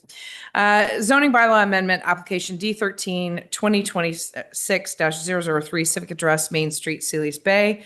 Motion comes forward from Councillor Maybe, seconded by Councillor Antoine Hartley, that the committee of the whole recommends that council approve zoning bylaw amendment application D14 2026-003 for the property municipally known as 108 Main Street and the property with the roll number 08-12-816-010-10321 to amend the existing special exception Hamlet Residential 5 RH5 zone of the properties to a Hamlet Residential Special Exception 7 RH-7 zone, and that the committee of the whole recommends that council further amend bylaw number 07-079, zoning bylaw of the Corporation of the Township of Leeds and the Thousand Islands as amended as per Exhibit F, draft bylaw and Schedule A to planning report number 2026-012, and that the committee of the whole recommends that council grant 3 readings and final passage to the amending bylaw. Discussion on this motion. So this is in regards to the public meeting that was just had. Are there any comments from the public? Oh, we closed the public meeting. My apologies. Thank you. All those in favor at council? Any opposed? And we're carried. Okay. So we're moving on to 9.2, moved by Councillor Antoine Hartley, seconded by Deputy Mayor Fody. The committee of the whole recommends that council approve the Township of Leeds and the Thousand Islands Water and Wastewater Financial Plan OREG 453/07, and that rates as attached to report corporate services 2026-010. So the motion is on the floor. We had our briefing just before. So now is time for discussion, if any. Go ahead, Councillor Maybe, and then Deputy Mayor Fody. Yes, thank you, Madam Mayor. Through you, the 9% also did hit me when I was reading over this on a over 10 years and how much the actual bill per user will be. And I think we need to, as much as this is a report and kind of that's where we are right today, we do need to look at that in the future to make sure that we're finding other resources, whether it be more users or grants or other things to help offset as the government helps us out in time to time. So thank you. Deputy Mayor Fody, go ahead. Thank you, Your Worship, and through you. I'd like to find some wiggle room before I dare pass this. I can't pass it as is. We show amount of money sitting and ample funds for wastewater. Why can't we take a large portion of that and move it over? I know there's a lot of growth potential and the costs and everything that needs to be done, but we're putting it all on the backs of the current users. There's no way I know to put it on the future users just yet. But the straw is going to break the camel's back here. I mean, there's been a lot of things put on these current users now in the past few years, and I just think it's too heavy. It's way too heavy. And I would like to take a little time. I don't know how much time we have. I think this presentation is already running a touch late to us, is it not? Go ahead. Through you, Mayor, in terms of timing, our safe water drinking license is up for renewal this month. Right. If you do wish to defer, we can ask for an extension on that to have the financial plan in place. If you like, I can address your other Yep, go ahead. points. In terms of, I think it's important that I know we're focusing on the 9% water, but part of the 9% water and the 0% wastewater is to shift that. As you said, why don't we just take money from this over there? The act does speak to the monies collected for water and wastewater are to be spent on those specific areas. So that's why it is that way. In terms, I think it's more important to focus on the blended rate. So everybody that has a water bill gets a wastewater. It really is one rate. It's broken down between the two for those purposes that wastewater is spent here, water is spent there. Every user pays both. So it really is one bill. So when you're looking at it, it really is a 4.6 increase. And then in speaking of for the future, it isn't putting the burden on the existing users in the sense that that large capital project, our portion right now would be funded through debt. So one of the reasons, not one of the reasons, but a outcome of using debt is over a 25-year life term. So if new users do come on the system in the future, they will be paying for that capital through debt servicing with their user rates in those years. So it isn't all just necessarily being placed on this, it's being spread out over the life of the debt payments. Go ahead. Thank you. But it is upfront heavy in some instances.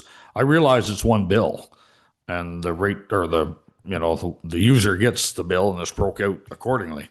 But with the healthy side of the wastewater, why not take a portion of that excess and push it off backward, like shove it back other than 10 years? If it's going to be that healthy in 10 years, then just ease up on the billing process. Through you, Mayor. So the wastewater, it looks healthy now, and we spoke to this at budget time the last couple of years. It's also in a precarious situation. So we just don't know all the numbers yet. So this year in the budget, we are doing EAs on potential sanitary and wastewater expansions, potentially with the lagoons and things coming online. So he briefly touched on it in the presentation. There's $8 million sort of placed as kind of a placeholder in capital work out in about 6, 7, 8 years from now. For the purposes of the placeholder, not to skew everything and put more pressure on things, it's been placed there that future government grants would pay for that. In all likelihood, we're not going to get 100% covered through grants.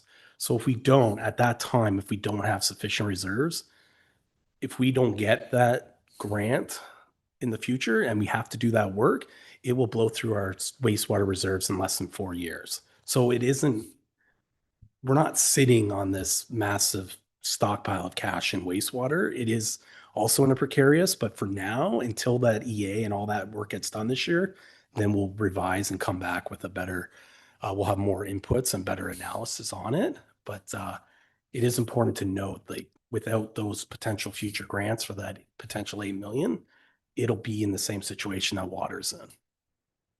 No, I appreciate that. Through your worship, sorry. I appreciate that, but still there's one payer, one person's paying the bill. And these grants are hypothetical. There's grants we've applied for now that we haven't got an answer on. It's just, I don't know. To me, I can't approve it right today the way it is. If we bought some time, you're the head of finance. Is there any wiggle room for you to find a different approach to this, or is this kind of tight the way it is? Through you, Mayor.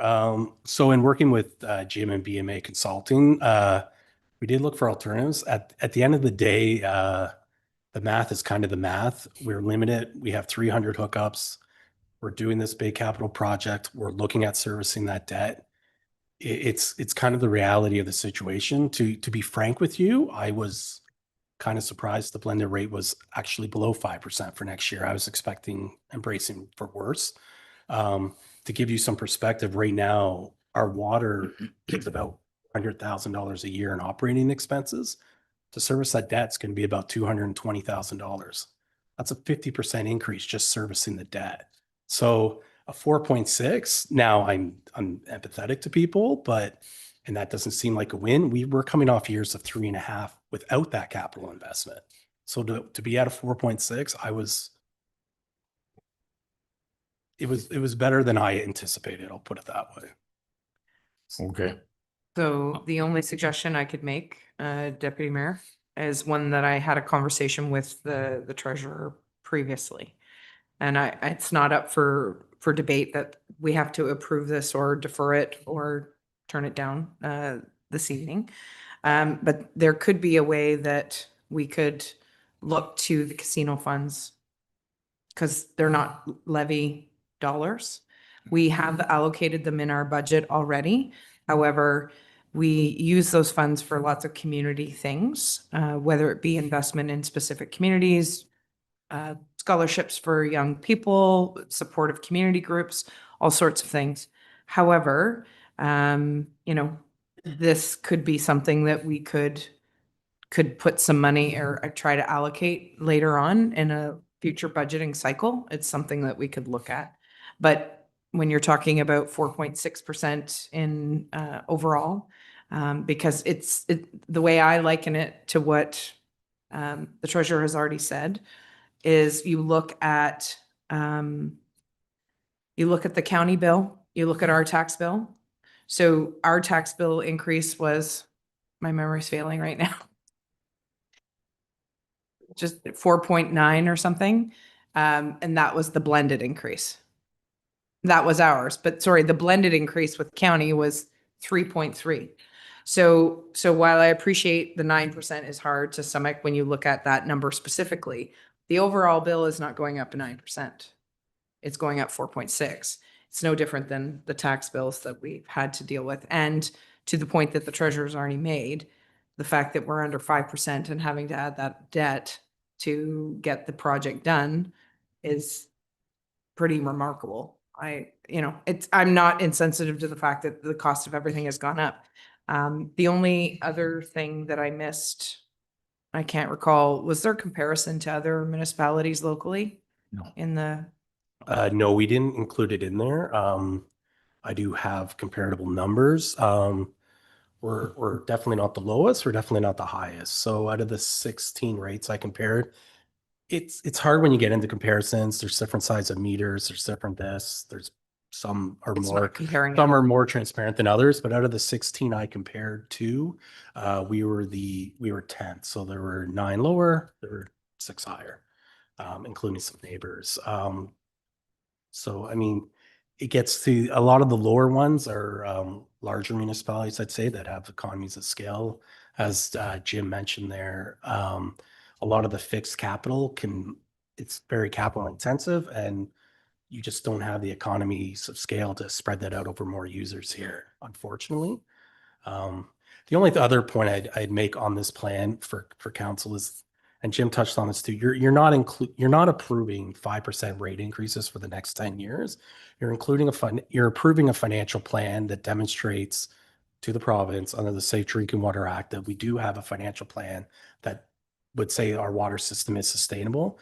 We bring rates every year at budget time, and that's when you actually approve the budget rates. So if there were other revenue sources we could find, that could all come out through the budget rates, and we would rerun numbers and possibly update it and come in lower. We're not fixing a rate increase necessarily for the next 10 years. And some of the later years as you get out, when it becomes less reliable, we'll be doing this rate study again in 5 years. They show a 10-year financial plan, but we do it every 5 years. That's the actual requirement. So a lot of those things will be updated as well. Okay, follow up, go ahead. Thank you, Your Worship. Excuse me. I must say, as of today or perhaps yesterday, I've been the most optimistic I've been in 4 years with the chance of getting development, not just done here, but that's what matters. We get development here with the grant money and promises of house building and so on, the GST cuts and so on, the province has announced, and then the federal announcement yesterday on huge grant money coming down. This is what I think all the builders have been waiting for. We've had these developers green-lighted here for a few years now, and not one house has gone up. And I said that, and Monique Antoine Hartley, Councillor Hartley, I should say, we attended the Roma conference, and we were there was a presentation. There was 4 people at the front of the stage, all the men, if I remember. But the one I remember most was the man that was on the very left of those 4. He was the president of Ontario Home Builders Association. And somebody was kind enough to ask a question on one of the microphones, why aren't we building more houses in Ontario? He said, I was hoping somebody would have asked that question. And here's how he answered it. He said in 1983, he said we built 84,000 homes in Ontario, give or take. In 1984, we built 83,000 homes. In 1985, we built 14,000. And everybody, you just hear a murmur across the whole room. There was over 2,000 people in attendance at that meeting. So that answered it in a nutshell. And he said, but all these people to my left are the people that create the finances to do it. And myself as president of Ontario Home Builders, we'd love to build 83 or 84,000 homes as opposed to 14 that we did last year. He said, we got a lot of people would like to go to work full time building these homes. So I think it takes a while to get this wheel turning a bit. And I assume that's what's happening both provincially and federally. As I said, I feel more comfortable today and yesterday than I have in the last 4 years as to getting homes built. And it won't be just here, it'll be everywhere. But we have to worry about ourselves here. If I thought that we'd have some gain by deferring this, I would. But if it's the will of my colleagues to move forward with it, I don't want to, we can't jeopardize the drinking license, obviously. But if we want to do the work between now and budget this fall, I'd be satisfied with that too. Thank you. Any further? Oh, sorry, Councillor Leclerc, go ahead.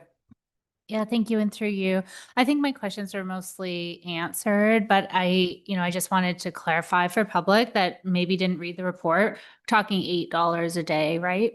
Or $8 a month, $8 a month per household to get us out of a precarious situation. It's unfortunate. I know cost of living is high, but I do think it's an investment in what our township needs. So I would support this for that reason. Okay. Any further comments? I'm going to call the question. All those in favor? All those opposed? And it is carried. Now we're on to Sealy's Bay Hall revisioning proposed use options. So a motion comes forward from Councillor Maybe, seconded by Councillor or Deputy Mayor Fody. The Committee of the Whole recommends that I'm tired today. I apologize. The Committee of the Whole recommends that Council directs staff to proceed with the detailed design phase of the Sealy's Bay Community Hall project. That the Committee of the Whole recommends that Council directs staff to proceed with option blank for a fire hall portion of the design described in Report 2006-009. That the Committee of the Whole recommends that Council direct staff to proceed with option blank for the community hall portion of the design as described in Report 2026-009. So, Council, we heard delegations from both from the community in regards to both of the options. I know that there's been meetings been held in the communities to talk about it. And so there are options here that we can choose to move forward with, or we can consider going in a different direction should need be. So I'll take comments. Go ahead, Deputy Mayor. Thank you, Your Worship, and through you. I prefer we hold and defer this whole conversation. With the retirement of Councillor Jeff Lackey, we're in a potential tie position here on a vote. If we get a 3-3 vote, it'll be a no vote. It's just, that's the law. That's the way it goes. It would pass. If it would, Sorry? It would pass. Yes, that's right. And I just feel we're short one member. That's quite frankly where we are.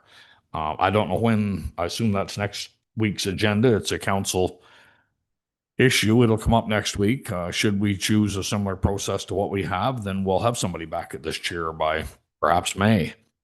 Or that's chair over there, I should reference. And I think we need all hands on deck for this. I also think with all the input we've had from all the residents in Sealy's Bay and area, we need to consider carefully, very carefully, everything that's been presented to us. I think if we jump into this, we'll be the ones that Mr. Raffin had made the comment on. We'll be the ones that divide the community. I think there's a way to fix this on both sides, and I think we just need a touch more time. There's no rush on this. I know it's been mentioned tonight, hurry up and pass this. That's the last thing I want to do is make a mistake by passing it. Thank you. Go ahead, Councillor Kelman.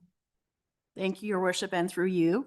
I wanted to, as Deputy Mayor Fody did earlier, I wanted to thank everyone that did take the time to send their thoughts to myself or to any of the other councillors. I did receive some really thoughtful responses with a lot of really good points made, some that I had already thought of or we'd already discussed, and some that were brand new. I continue to believe that both of these usages are very viable and make a lot of sense. Anyone that uses our libraries know that they are already functioning community hubs. We've talked about it here many times. We talk about it at the library board on which I sit all of the time. It's in the new strategic plan for the library for 2026 to 2029. The vision stated there is to be the community hub that supports and promotes information literacy and curiosity, providing equitable access to evolving resources. So I see that if the branch in Sealy's Bay were to be given more space, that more options could be provided for the public and it could become an even more vibrant community hub space. I think also, as we've heard tonight from the doctors and over the last month, the medical center is critical. We are very fortunate in this township to have 2 medical centers. I think it would be unimaginable to lose one of them. And I do really question now, after hearing a lot of information over the last month, I do really question how viable the medical center is in its current format, in its current space. I think both options come with risk. We could move the library and we could not increase usage at all. It is currently our least used branch in terms of number of items checked out and number of visitors. That's how it tracked in 2025, and that's how it's continued to track for the first few months of this year. And you know, I think that we can't predict how usage would change. I think it's also possible that we could move the medical center and not attract new physicians. But I think that the benefit from either option far outweighs the risk. Where I am having a really big problem, I have been uncomfortable with this motion from the beginning, and thank you to the rest of council for agreeing to defer it last month. I don't think we're ready to choose between these 2 options because I think we're missing some really important information. One of those things has already been pointed out tonight. We don't even know if it's a viable plan for the physicians to move to this new space because they don't know what the financial arrangement would be, and neither do we. And so I think that there needs to be some more discussion on that point. And the other thing that hasn't been discussed or looked at, and I do sit on the library board and the CEO have not been consulted on this plan in terms of usage of the space. They've seen the floor plan, but I would assume that if the library was to move into the new space, we would want to increase the hours of operation and staffing. Currently, the Sealy's Bay branch is open 19 hours, 4 days a week. And it doesn't really make sense to me to spend a lot of money on a newer, bigger space if it's not going to be open more often. But that would ultimately fall to the township budget to cover that cost. And that is not something that has been discussed at the board level or with the CEO. And I would like to hear from the CEO, maybe with some research behind it, what her thoughts and the board's thoughts are on, is that viable in Sealy's Bay to increase the hours of operation and the staffing for our library? Because that is really the only option we're being presented with at this point. In terms of community use can be greatly expanded with either option because the second floor is still going to be available for most of the things that I've heard from the public that they are interested in. Meeting space, entertainment space, space for any sort of fitness classes or recreational space, all of that. That can happen with either option. So what I would like to ask, and I know that there will be some people that are upset about this, what I would like to ask council to do is defeat this motion. I don't like these two options. I think with more research, we can come up with a better idea to service both of these very, very important community services in our community without saying at this point what's going to go into this space. And I don't want to go to the next stage right now, which is committing to doing a detailed design, which we've budgeted $100,000 for, and then find out that that option doesn't make sense or isn't viable. So I would like to ask that we defeat this motion, not defer it. And I do have an alternate motion that is basically asking staff to bring back more information. So before, I just want to clarify with the clerk, if we defeat this motion and then we wanted to pick either the medical center or the community hub or vice versa at a later date, it's not going to preclude us from doing that by defeating this motion.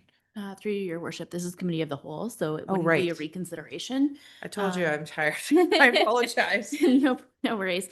So you can defeat this motion if you so choose, and then you can present a modified motion. You can move to amend it, move to substitute it. It's committee of the whole, so it's a lot less restrictive than council. Correct. And that would just, I think what you said, it would just direct staff to bring back more information. So that wouldn't disallow us from bringing back those two options again. I just wanted to make sure procedurally we weren't hog-tying ourselves. So I've been in meetings most of today since 9 o'clock this morning. So procedure is on my mind. With that, I'm just going to see if anybody else has anything to add before I call the question. So your point is well taken, but I'll ask for further feedback and then we'll go to calling the question. Go ahead. Thank you, Madam Mayor. I think I have lost more sleep in the past 2 months than I have lost in a lifetime of things. I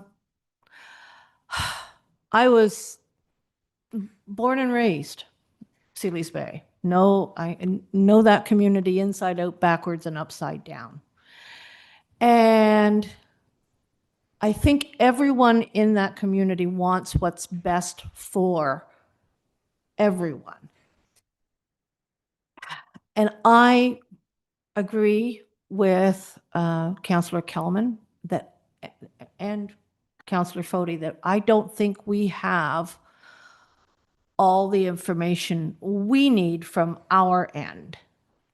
I think the repurposing group has done an amazing job of research and they know their stuff, right? And they make so many good points, as do Dr. Briggs and Dr. O'Connor. Their presentation opened my eyes. I attended their open house last week and there were lots of really great questions from people and really an opportunity for people who really wanted to understand. And I hate the fact that this could be divisive in my community, and I hope that it isn't.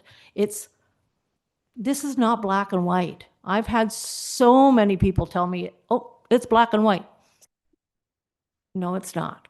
There's too many areas that we don't have the information about, too many areas we need a little bit more. And as I said, from our end, from staff, our research, because I think there's a way for us to have our cake and eat it too.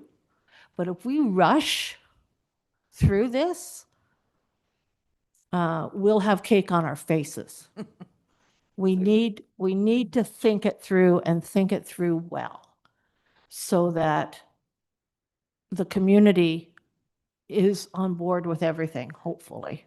And I don't think we're there at the moment. I think we need the information, and I think it needs to go back to staff to, and do some talking with both parties Okay. about what they want. Thank you. So I have Councillor Leclerc and then Councillor Maybe. Thank you, and through you. Thank you to everybody that spoke about this. And I really appreciate also hearing from our doctors, because that was a request that we had at our last meeting, was that we hadn't heard from that side at all. And it was telling, I think, the comments about the doctors that are out there that could be brought back into the industry, like, it was very insightful. So thank you very much for that. My question is, and forgive me because I haven't been around for this entire file, but were there ever any other sites looked at for medical center, or is it just the existing site that's not working, or this site as an option? Like, I'm just curious if. So I believe that when the Sealy's Bay Hall was being considered for repurposing, they spoke of the questionnaire that went out.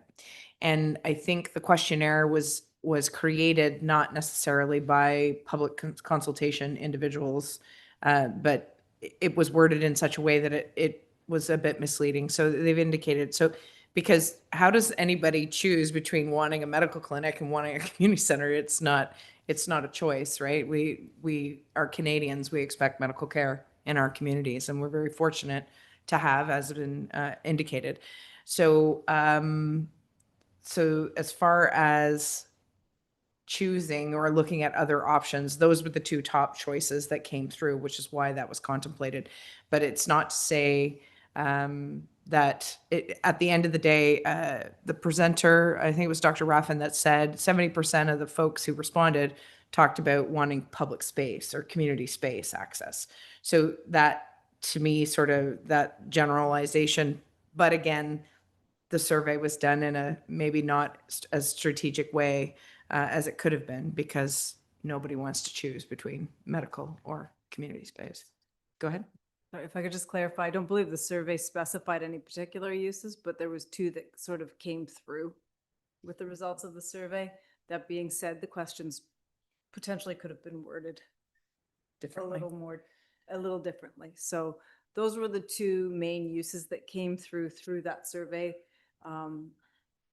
Take it for what it is.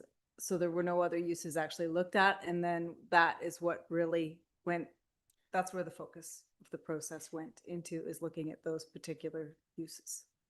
Thank you. Just for clarity, so I wasn't suggesting other uses for the site, the station. I was wondering if the medical center needing other space, if this whole process was the impetus to say, oh, maybe we could move there, but there haven't been other locations looked at in the idea of have your cake and eat it too, or eat your cake and have it too. It is that.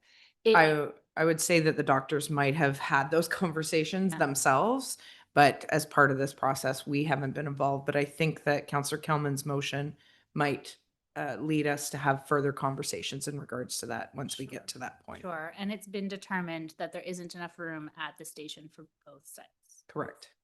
That has definitely been identified. Go ahead, Councillor Maybe. Thank you, Madam Mayor, and through you. Thank you to everybody who's participated in this little program and continues to be part of this. One of the things I asked a question about the square footage of the present facility, and my numbers work up to 3,500 square feet, whereas the current fire hall is 3,180. And correct me if my math is wrong there. So again, manipulating of the current facility might still be an option. And the other thing is we have to get it right. For both parties, doesn't matter, we have the ability to come up with some sort of plan that's going to soothe both needs adequately. But the final thing is the dollars. We got to find the dollars to do whatever plan is happening here. So that's another large portion that we need to have before we can even move forward. So it is important that we do maybe step back, take another look, find another solution, but get it right so that everybody has what they want and need for our communities, and that being Sealy's Bay. Thank you. Thank you. Any further comments?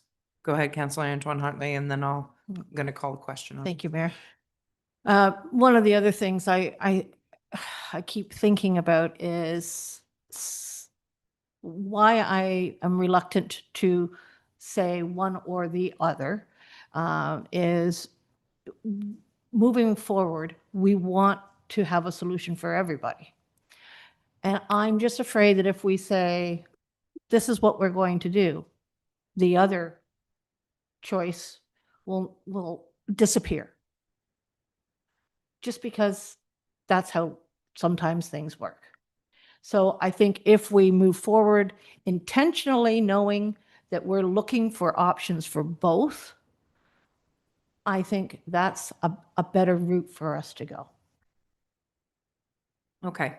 So with that, I'm going to ask if anybody wants to put any options in here.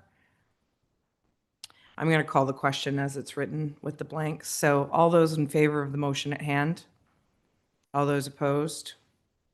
And the motion is defeated. So Councillor Kelman, I'd like you to put forward your alternate motion. Thank you, Your Worship. And thank you to staff for helping me compose this motion, and to Councillor Antoine Hartley and yourself who had input as well. Whereas members of the community have provided valuable input into the recommendations provided to Council regarding the use of the community building at 151 Main Street in Sealy's Bay, and whereas Council recognizes the importance of meeting the needs of the community through the provision of library community spaces and supporting medical care, and whereas more information is required for Council to fully understand the options available to the township to assist the Sealy's Bay Medical Centre and the long-term needs of the library, now therefore be it resolved that the matter be referred back to staff for further consultation with the Sealy's Bay Medical Centre and the library to understand their challenges, long-term needs, and bring forward a report prior to the 2027 budget with recommendations regarding options to address the needs of both users. So I need a mover and a seconder. So you're the mover? And Oh, sorry. And I have Councillor Leclerc as the seconder. Okay.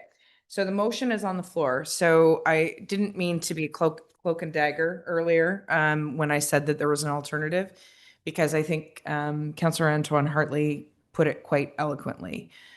Our hope is that we will have our cake and eat it too. We will be able to figure out a way to not only realize the community hub vision, but also support the medical center in a way that is meaningful and helps stabilize current and future doctors that come here. And that's not to say that you're unstable, Dr. Briggs, Dr. O'Connor. I'm sure there's some days. But all that to say is that the silver lining in this process is that there's something that we can do about this. And we are one of the fortunate municipalities that we do have funds from the casino that come that are not tax levy, that we have a little bit more leeway with. There are ways that we can look at these very important issues and potentially help both make them become a realization. So I think that this new motion that's been put forward by Councillor Kelman, I will look for any further comments from councillors who'd like to weigh in on this, but I believe it's a blend of making sure that we address both the needs that are obviously very, very important to the community in Sealy's Bay and the rest of the township for that matter. So is there any, go ahead, Councillor Leclerc. Yes, thank you so much. I'm happy to second this. I do agree with the comments earlier that we need to understand the library's position on this as far as the library board, hours and operating costs and all of those pieces. I really think we need to dive deep into medical center options, even outside of the hall. So what do other opportunities look like so that we can try to mirror these as best we can. So thank you very much. Any further comments? Okay, I'm going to call the question on the revised motion that was put forward by Councillor Kelman and seconded by Councillor Leclerc. All in favor of the revised motion? Any opposed? And it is carried. Thank you, folks, for your genuine patience through this evening. We look forward to having further conversation with the community. Okay, so the next item on the agenda is 9.4 video surveillance system policy. And the motion comes forward from Councillor Leclerc, seconded by Councillor Kelman. The committee of the whole recommends that council accepts, or where I'm missing a motion. So the motion is that the committee of the whole recommends council give 3 readings and final passage to bylaw 2026-014, being a bylaw to establish video surveillance system policy. And I need a mover and a seconder for that. Councillor Maybe, seconder is Kelman. Okay, motion is on the floor. You did. Whoops. Anyway, okay. So, any discussion on the video systems policy? Sign it. I'll just wait. So the mover and seconder is Councillor Leclerc, seconded by Councillor Kelman, is the video surveillance systems policy. Any discussion on that? Go ahead, Councillor Maybe. Thank you, Madam Mayor. I have several questions here. So, yeah, sorry, I'm reading through it. I just end up having a lot. Signage that is indicated, is it going to be in both languages? The sample is only English. I'm just wondering if it needs to be in 2 languages. So it's not required in Ontario. It's not required? Okay, that's fine. I'm just asking the questions. And retention of active file for 1 year. If a court case should be held, is it going to be held longer, or is it going to be up to the representative of the courts possibly to hold it? So generally, when a court case is either presumed or is started, we're not allowed to destroy any records that may Yeah. pertain to that. So it would be dependent on the court case. Okay, so, okay, kind of answers it. Yeah, okay. Should there be a deputy CAO in the event that the CAO or another delegate is not available to, because it talks about 3 people, clerk and CAO. So should there be another alternate to that? I know it says 2, but if 2 of one of 3. them, but if one of them's away, Right. sick, not able to convene, and the other one is away somewhere too, not that it's possible, but I'm just devil's advocate here more than anything. A thought. Yeah. Okay. Are all the cameras going to be high def, or are they a myriad of different apparatuses? Sure. So a lot of them are already in place. I mean, Yep. actually, all of them are already in place that you see in that list. Yeah, I kind of seen the list. Yeah, so, but I thought I'd ask the question because it did make a difference in a location that I was looking after once, and we had to put high def cameras in to actually catch the perpetrator in the end. So again, it matters what we have to use, because a non-high def camera, you can't make out who it is. It just doesn't work. You can't zoom in either on them. Do any of the files going to be stored in the World Wide Web? Now, having said that, as I was reading, I found out that a lot of the cameras are remote, so they are going to get here into the main frame through the airwaves, so they will be going to the Wide World Web in some form. It's just whether they get retained somewhere, and to come to point. We have the cloud, so Yeah, it is we have the definitely cloud, but it is secure. Correct. That's my correct. Okay. 115 Ivy Lee, they didn't indicate anything on the parking lot.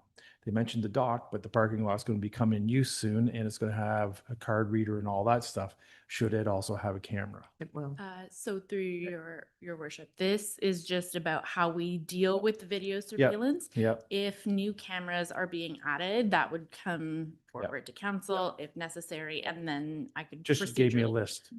Yeah, yeah. These Sorry. are ones that we already have. Okay.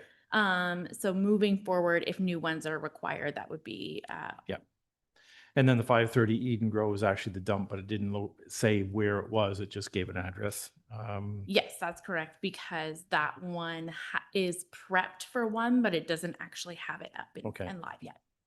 And are there any plans for other fire trucks or plow trucks or any other vehicles within the fleet to be having cameras of some sort? None that I'm aware of. Okay. And then the last one is theft of car. Should it say vehicle? Because it could be a tractor, it could be a truck, it could be anything but not a car. Where does Since it we say that? hardly have any cars anymore. Where does it say that? Do you know what page reference you can? Oh, as I was going through, I was just going. We'll wow. look for it Yeah, and yeah, it'll come yeah, back yeah. as of next week. So And that's we'll all put it mine, on. thanks. Any further questions in regards to the video surveillance systems policy? Go ahead, Deputy Mayor Foding. Thank you, Your Worship, and through you. The nighttime vision on these, are they the best we can get our hands on as of now? Through you, your worship, I have no idea. Again, this is just a policy on how we deal with the video that we have, how we retain it, how we disclose it. It's not anything to physical do with, equipment. yeah. Well, we all know that the quality ones are like watching a colored television. You can see every detail. And the poorer ones, you get a white face and a white vehicle, and that's about all you got to go on. You know, they're really not worth the installation, my opinion. But the other factor is that most, will to do harm or steal or what have you is usually done after hours and in the dark. Thank you. Any further comments in regards to the video surveillance systems policy? Seeing none, I'll call the question. All those in favor? Any opposed? And we're carried. Thank you. So just for the edification of the public who may be watching, the municipality has been challenged to put up more and more of these cameras around public areas, not because we're looking to spy on people, but to the point that's already been made. There's been vandalism, there's been stealing. We had a whole backhoe disappear off a landfill of all things. I mean, that was many years ago. Well, not many, but a few years ago now. But all that being said, our insurance premiums since I became mayor back in 2018, I think have gone from 232,000 to 700,000 overhead. And that is I know that we're not the only municipality, but I say these things mainly to say that, I wish that we could go back to the days where we didn't have to have cameras anywhere because we trusted people. Unfortunately, that's not the way we have to protect risk and liability for the municipality, for the corporation. And this is so when you see that cameras are posted, they are posted and we are watching. So just saying. On to the next item, 9.5, pickleball court expansion request, recreation working group review. And moved by Councillor Leclerc, seconded by Councillor Kelman, that the committee of the whole recommends council accept the recreation working group recommendation to not proceed with further pickleball court lines added to the Lansdowne Jerry Park tennis court. So the motion is on the floor and up for discussion. Councillors, go ahead, Councillor Kelman. Thank you, Your Worship, and through you. I sit, as everyone knows, on the Recreation Working Group alongside former Councillor Lackey, who has left us. I just wanted to address some of the concerns raised by Mr. Sibbald earlier. First of all, our meetings are not in camera. I did ask for clarification at the last meeting as to if members of the public wanted to attend the meeting as a delegation, would be the same process we use with the council. We have very frank discussions. It is just a working group. It's not a committee of council, so it doesn't meet the same parameters for formality, but we do have very frank discussions that we are concerned we would not have were every meeting to be attended by members of the public. But I did ask for clarification on that. Certainly, members can come as a delegation if they want to speak about something specific with the working group. This was a unanimous decision. We've had feedback through Councillor Lackey because this location is in his ward. We get a lot of feedback through our library staff at the Lansdowne branch and through our public works people who are just out cutting the grass and things like that in the summer. And so in terms of the feedback regarding additional lines on the tennis court, I know some people don't mind that, but the current users were quite opposed to additional pickleball lines and also on the basketball court. So it was a unanimous decision. But we did agree that we would revisit it, particularly after this year, because there is going to be a change in the fee structure, I believe, for the 2 pickleball groups that use those courts. And so we wanted to wait and see if that affects usage. And we'll certainly, it can be something that's revisited every year. So that's where the decision stands at this point. Okay. I have Councillor Antoine Hartley and then Councillor Maybe. Through you, Chair, just wondering what exactly were the complaints? Like, so you said the lawn cutting and the library, was it noise? Was it? No, complaints received by our staff in the library and our public works staff. Those are where a lot of the complaints were delivered to. So things. And what were they? So things like some tennis players don't want additional lines on the court. They don't want to encourage use of pickleball on the other types of courts. Those were mainly. There were some complaints about the attitude of different players and that kind of thing, but that doesn't really have anything to do with the painting of the pickleball lines. So. Okay, thank you. Okay, Councillor Maybe, go ahead. Thank you, Madam Mayor, and through you. The surfaces of the court is the same throughout. It's just the color of the paint that's on the particular surface, correct? For basketball or pickleball, it's just like a general green or. They would cross over one another. Yeah. Well, there's a reason I'm asking it. So the line that is currently for the pickleball is what color? Does anybody know? I don't even know. We have the. Okay. So go ahead, Mr. Sabel, it's white. Okay. Okay. Okay. So, if you've seen a pickleball court, Yeah. the back part is the green part, the kitchen, which is the Yeah. front part for the net, is blue. And then you've got your nets. And they're different dimensions Blue, than a tennis court. White and white lines. So it would be, and it's a solid, like the blue Yeah. in the kitchen is a solid baby blue. Yep. Generally speaking. And I think at one of the meetings when you were here in attendance, you just said you wanted the lines on it, but the inner color as a kitchen, and that wouldn't need that color. It would just be lines present to give you the area.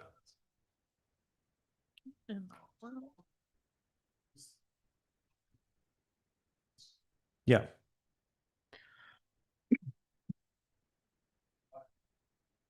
Yeah. And the tennis court presently is what color? Red. Green. Green. with That's what I white- thought. with That's what I white thought it was, but lines. I'm just trying to get clarity. So as much as you have white pickle lines in the other area, could you have a little different color green to indicate your lines? That's where I'm kind of going, is trying to make it so that it's still not obtrusive to the basketball players, but enough to give you the option of seeing where your play area is. That's kind of.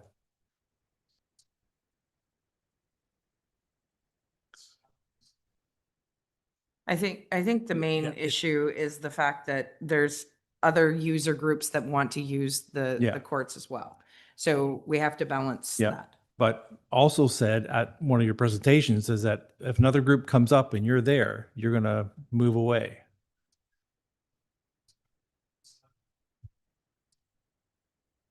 Right.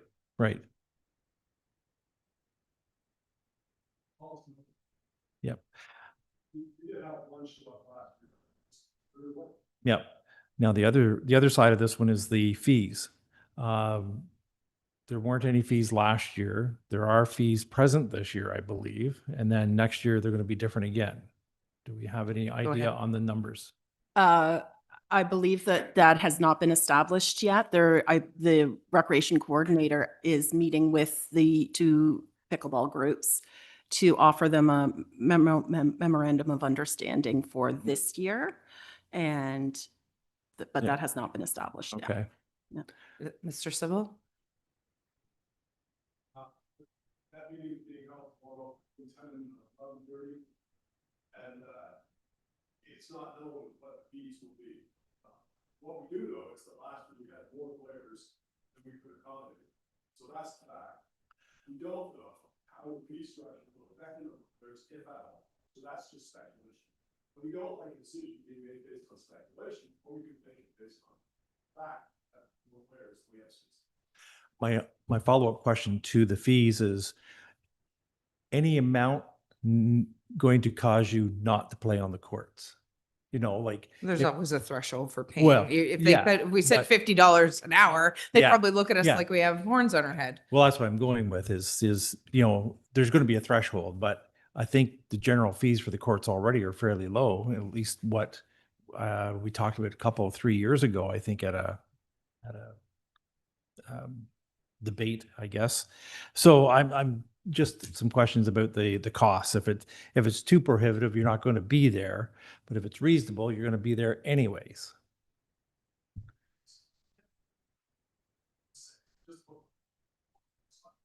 There's no downside.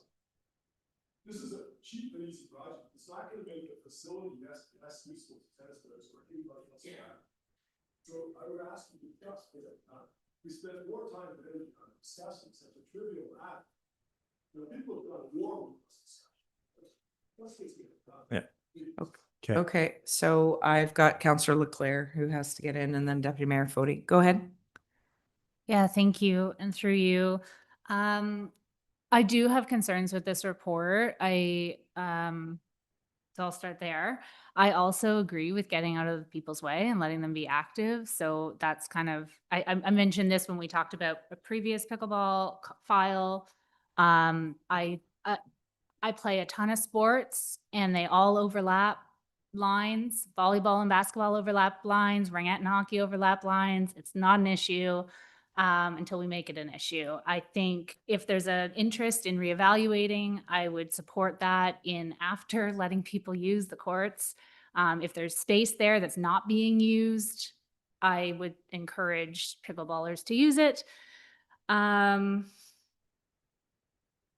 think that's all I had to say. That I really respect the work that the working group does. It's not an easy job.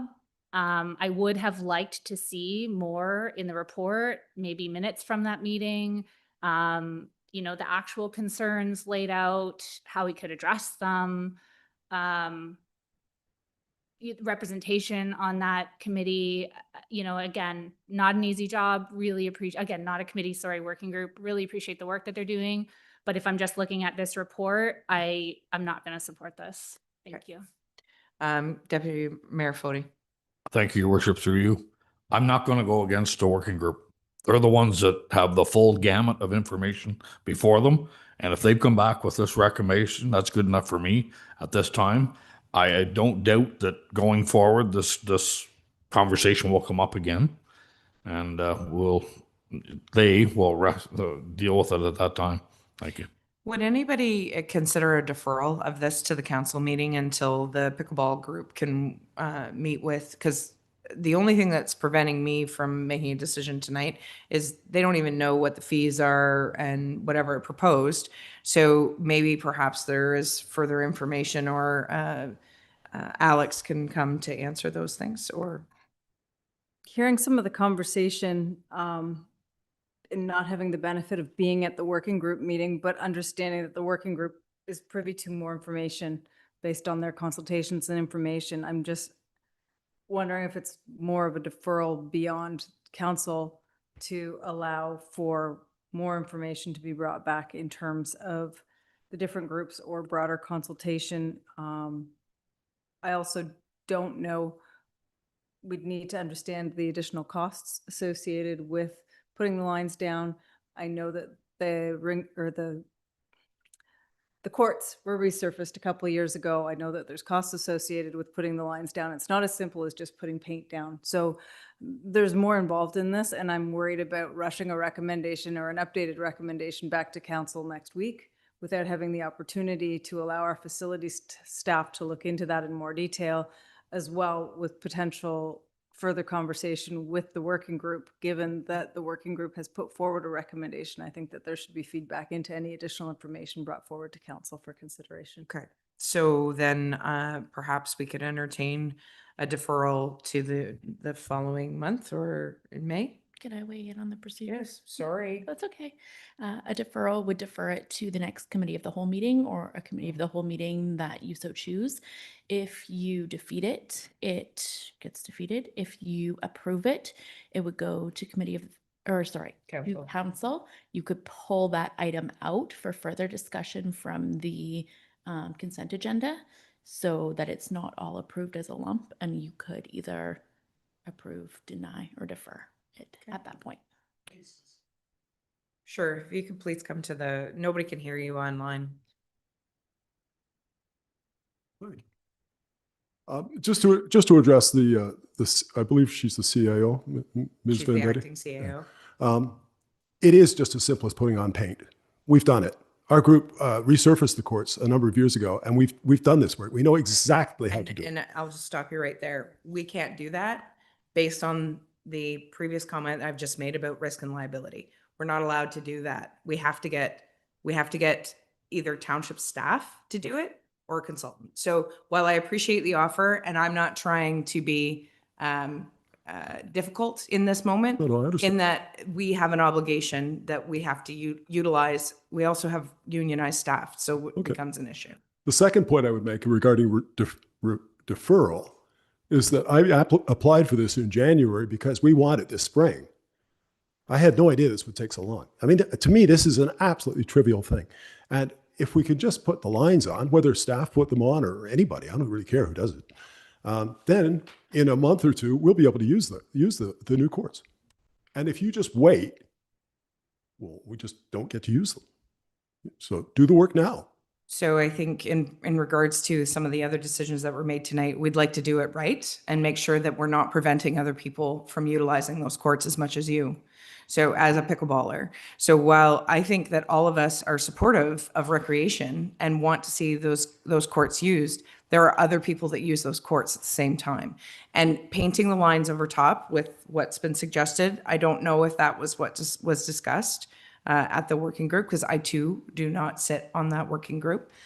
And you know, this challenge with pickleball has been an ongoing matter because, you know, we talked about utilizing the court for league play, and the lack of organization, the lack of insurance, that has been a big stumbling block. And one of the main things that I need to reiterate, that the cost associating with using the court is not for use of the court. And I need this to be out in the public. It's to prevent anybody else to use the court, so you have it dedicated to yourselves. So because I know that we've had a number of issues and individuals who have been upset about us charging for use of what's considered a public facility. But it's a public facility, which means anybody can use it at any time unless it's booked, unless you're paying to prevent other people to be on the court. So I think that, as I indicated, that perhaps a deferral, while I appreciate it does not meet your timeline, that it might end up, you may be more likely to get what you want. It may not be when you want it, but it may be what you want. So I'll just put it out there as that. Okay. Okay. I suppose I'm just being impatient. David Holliday promised these 4 courts a number of years ago. And in fact, we arranged a tournament based on the fact that they were going to be there. And then he reneged on this. And so for some reason, staff has been opposed to this. We've never been able to find out why. Now we're told by the Recreation Working Group that there are other people who we can't identify who are also opposed. These tennis players who don't exist. I played all last year. I never saw a tennis player. I saw maybe one. I mean, anyway, it's just frustrating. That's all. So I do hope that you can get it done. And if deferral gets it done faster, that'd be grand. Okay. Yeah. So I will entertain somebody if they want to put forward a deferral to the next committee of the whole meeting. Councillor Kelman. Is there a seconder for the deferral to the May group meeting? Okay, any discussion on the deferral? Go ahead, Councillor Frody, or Deputy Mayor. Thank you, Your Worship. Through you. Does that give the staff enough time to do what they need to do? I believe so, based on the, we'll figure it out, because we have the manager of facilities that is part of the working group at this point and would be the one quarterbacking this, I believe. Go ahead. We do have a working group meeting this week as well, so we can discuss it there. Okay. Thank you. Okay. So the motion to defer, made by Counselor Kelvin, seconded by Counselor Maybe to the May meeting is on the floor. Any further comments? Seeing none, I'll call the question. All those in favor? All those opposed? And it is carried. Thank you, folks. Okay, next item on the agenda. Facility free use policy, moved by Councillor Leclerc, seconded by Councillor Kelman, that the Committee of the Whole recommends that Council approve the facility free use policy, and that the Committee of the Whole recommend that Council direct staff to bring forward an annual report to Council that summarizes the expenses incurred by the township in relation to this policy. So go ahead, Councillor Antoine Harley. Thank you, Your Worship. So very happy to see this. Very happy. Just a few questions, however. The request must be submitted 2 months prior to the event date. Could that be amended to 30 days? Because a lot of things sometimes things come up that for example, there's a celebration for Dr. Briggs being planned, that if we had to go by 60 days, we would have already missed that deadline. So sometimes things come up. So I'm just wondering if 30 days is necessary. And then a couple questions. So I see no registration or admission fees charged to participants of the program or event. So I was questioning button fees, like the buttons that they have for Rockport, and Turkey Fair has buttons and things like that. They're not necessarily admission, but it is a fee. That kind of goes under raffle more than anything. Registration or admission fees would basically be a gate fee, so it's $5 to get in or something along Okay. those lines. If the buttons are a fundraising item or something along those lines, that would be something different. That would just be Okay. a fundraising element of what you're doing. With respect to the 30 days, obviously more notice is better for us to make sure that there's nothing else booked in a facility. If we wanted a little wiggle wording, we could put generally or something along those lines in there. But ideally, more notice is better, but I do understand where you're coming from. Yeah, thank you. The other question I had was, for example, because this is what I know, Sabara does a lot of fundraising events. Okay, so they have Storyfest coming up, which the speaker is speaks, donates his time to put on the presentation. And we do charge admission for that. But at fundraising, it goes all back to the community. So it's for the flowers, it's for benches, it's for painting something. It all goes back. So I'm just wondering about that.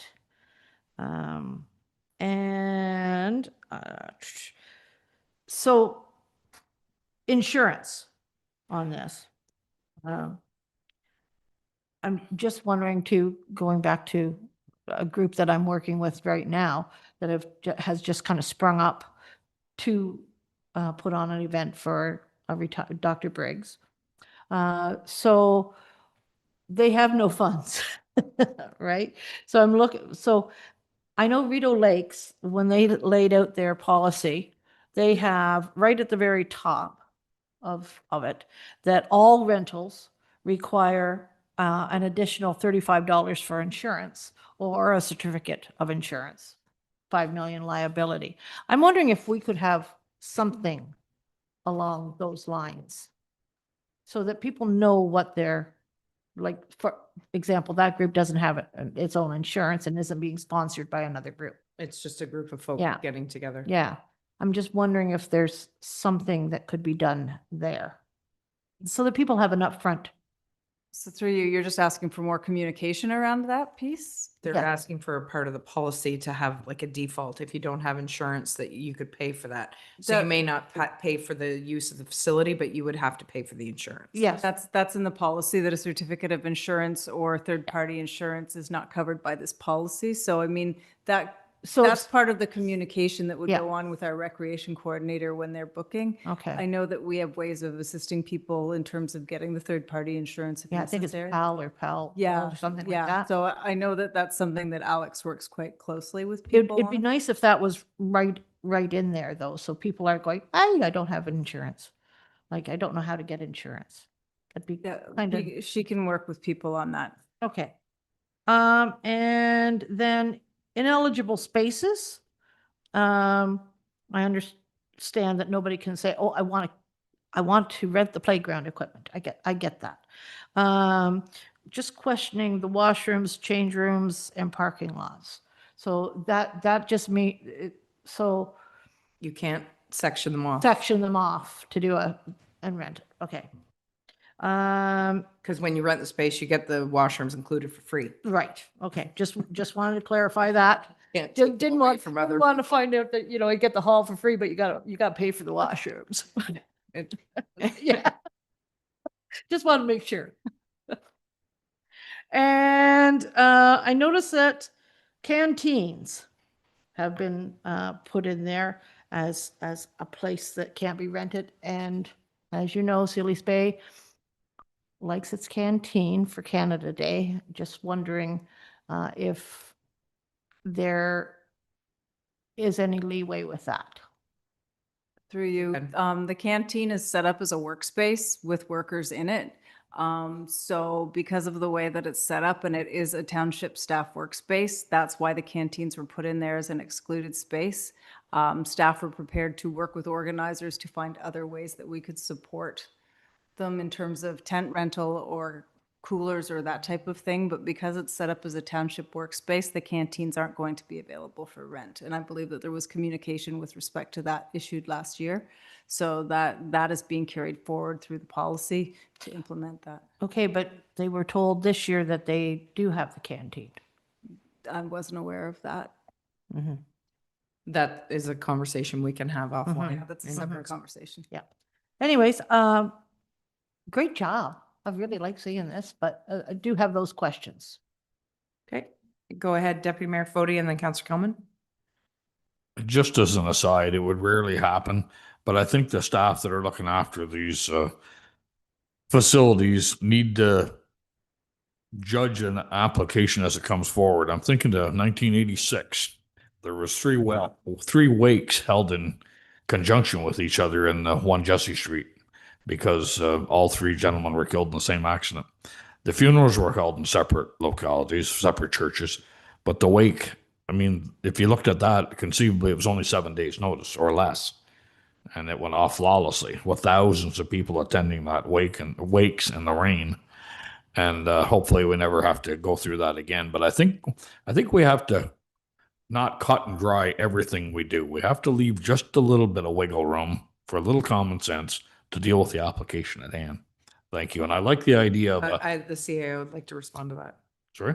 The acting CAO would like to respond to that. Sure, go ahead. I just wanted to add that in the policy, it specifically also states that the authority to grant relief to fees and to make exceptions to the policy is delegated to the CAO and the Director of Corporate Services. So there's flexibility built into the policy. We specifically included that so that we didn't have to come to council if we needed to provide some relief from the policy in terms of addressing something. So that's why that has been put in there. Okay, great. I do like the idea of the cut and dried insurance. Insurance is scaring groups all over our township. It's just a nightmare for them to have to deal with. This idea, if that's Rideau Lake's idea, I love it. Here's the rate, and it applies to everybody. Anyway, I won't go down the longer road, but we got to simplify this process. It's terrible. Thank you. Okay, any further? Oh, Councillor Kelman, my apologies. That's okay. Thank you, Your Worship. And through you, I also support this policy. I just wanted to share some feedback that I did receive. I am wary, as I know we all are, of the costs of maintaining our facilities. And so it'll be interesting to see in the annual report what the free use costs us, basically. And I have heard from members of some community groups who own their own buildings. So Lions Club members, Legion members, church members who have to bear the costs of their buildings. And they also support community events and host community events in their buildings. So I think that was when that was brought to me, that did resonate with me. It does make a lot of sense that we do need to be aware of that we are subsidizing some groups to use our buildings for free for events where other groups don't have that option. And I think all of our community groups, including churches and legions and Lions Clubs, are finding it difficult to pay to maintain their facilities. So I think it's a valid concern, and I think it's something that we need to be aware of. Okay. Councillor Antoine Hartley. I think I shut myself off. I think now what's happening though is our facilities are not getting people to use them. So they are going to the Legions and places like that. It's unfortunate. I fielded a call this weekend from somebody looking for a place, and I tried to convince them like maybe the community hall was a great place, and because it had the numbers, and no, they decided to go to the Legion because it was cheaper. So the Legions, et cetera, aren't suffering for that. They are getting some response from the community at our expense. Okay, I've had all the hands up, so I'll call the question. All those in favor? All those opposed? And it is carried. Thank you. Moving on to staff reports, information item to respond to public input regarding Black Rapids Road Bridge replacement. So folks, there's an information item in your package. Is there any questions in regards to the Black Rapids Bridge response? I have no hands up. Okay. Yes, so please come to the podium. So keep in mind, this isn't a delegation, so we're not looking for a full presentation. You can provide a very short executive summary because we have your full correspondence. I did want to make. I need you at the podium. Nobody can hear you online. Okay, I'm just trying to figure out how to do this. Yes, thank you. I'm Emily Conger. I am adjacent landowner to the Black Rapids Road and to the bridge itself. And I've made submissions, and you have them, but also other people have made submissions. And I happened, and Greer Galloway has asked I said there is a turtle study that has been done over a period of years, many years actually. And I now have that as of tonight. I have that turtle study. It's very confidential because it has information on species at risk. And I'm not quite sure how it is I'm supposed to share it, but I will be sharing it with the appropriate people. But to say in a general sense, I am very concerned because this is one of the real turtle hot spots for all of Ontario, that little bridge. And we now have studies to prove it. All 5 of our species that exist in Eastern Ontario are there. And we also know that they move between Long Lake, or as I like to call it, Fody Lake, and Lost Bay. They do go back and forth. It's considered one population, and they have to be able to move back and forth. And this is, I think, a wonderful opportunity for this township to facilitate and find a way to make this work really well. I've been sitting here tonight listening to all the ways that people are thinking, let's hold back and find out the best information and do the right thing. And so it's been very inspirational to me. And that's what I'm hoping will happen here.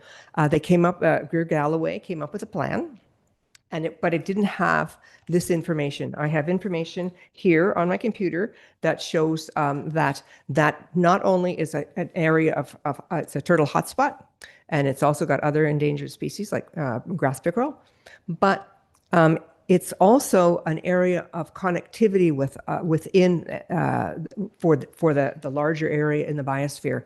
And there are only certain routes basically that animals move in, and this is one of them.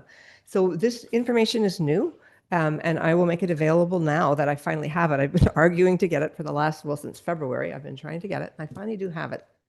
So, but there is one submission, which is not mine, which I think is worth people hearing, and it's from Calder Schweitzer. Calder Schweitzer is the biologist with the Thousand Islands Land Trust.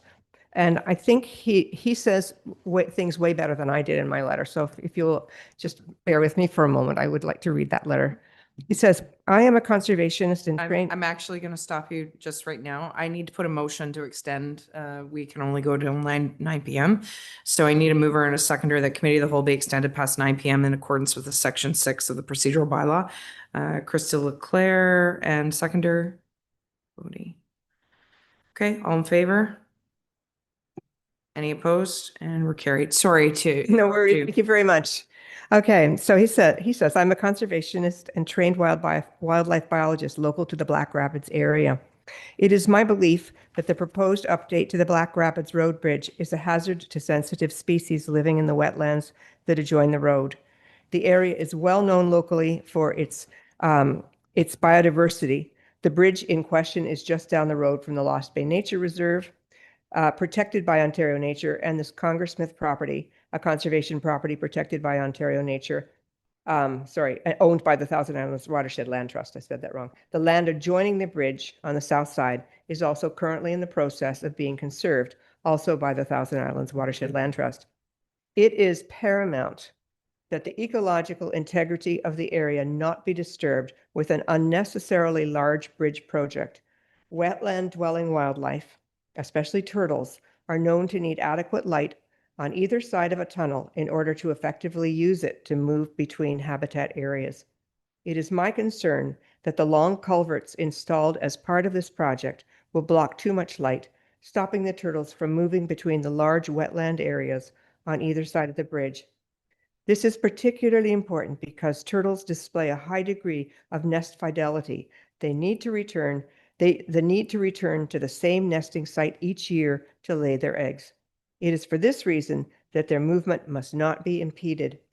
At present, every species of turtle native to Ontario is a species at risk to some degree, and for work to be done on this project without an extensive study on its effects on the local turtle population would be environmentally irresponsible in one of Canada's most ecologically vital regions, designated as a UNESCO Biosphere Reserve.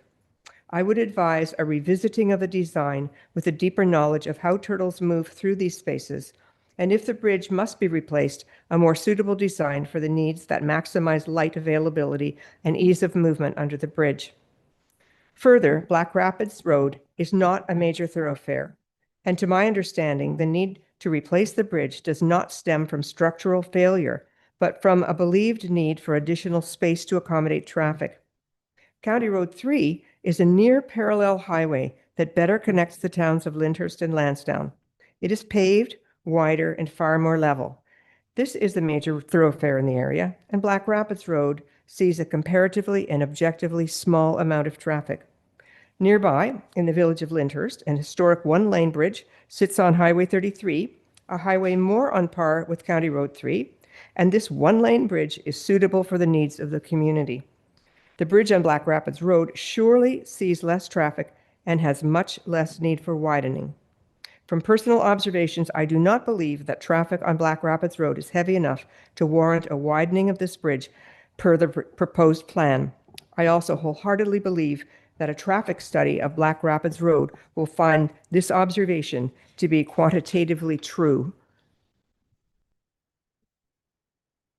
As a local concerned citizen and conservationist, I am advocating for greater study to be put into both the need for this project from a traffic control standpoint and, if still deemed necessary, an intensive study into its effects on the local ecosystem, with design changes made to accommodate the species that live in the area, particularly our species at risk turtles. And then he thanks you for listening to his piece. It says it way better than I did. I wrote a letter as well, and you'll find it in your package.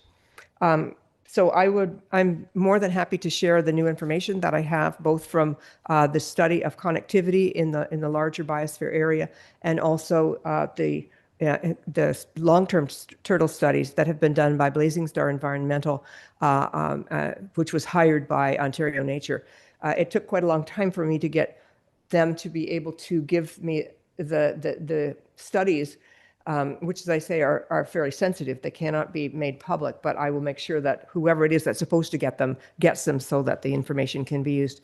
So I also feel very strongly that this proposed bridge is just out of scale and unnecessary for taxpayers to have to pay what I expect will be $1 million for something that's really unnecessary. So I beg you to think about that in your deliberations. So the CAO has a question. Surely. I was just going to ask if it would be possible for us to get a copy of the letter you just read as well, so that we could provide that to Greer Galloway. Absolutely. Thank you. I think it's in your package. Am I right about that? Oh, it's in the pack. Okay. Yep. Okay. Any questions? We have none. Thank you very much. You're very welcome. Okay. So we'll move on to information items 11.1 through 11.4. If there's any questions or comments in regards to that, I'll take them now.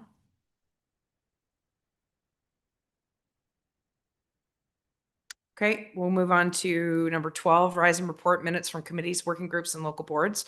So you have Cataraqui Conservation Partnership you have peer group, recreation working group, and the TLTI Library Board. So you've got 4 sets of minutes there. Is there any? Sorry. Oh, just 2? Which ones? Just the peer and the TLCI library. So we're missing the recreation group and the Cataraqui Conservation Board. Cataraqui hasn't had any new ones posted. Okay, so those are just there as placeholders? They are, yeah. Okay. I So can delete them. yeah, because they're not part of the package and if they No aren't problem. there, okay. So, okay, any questions in regards to peer or the library board? Nope. Notices of motion, any notices of motion? Go ahead, Ms. Kelman. Thank you, Worship, and through you.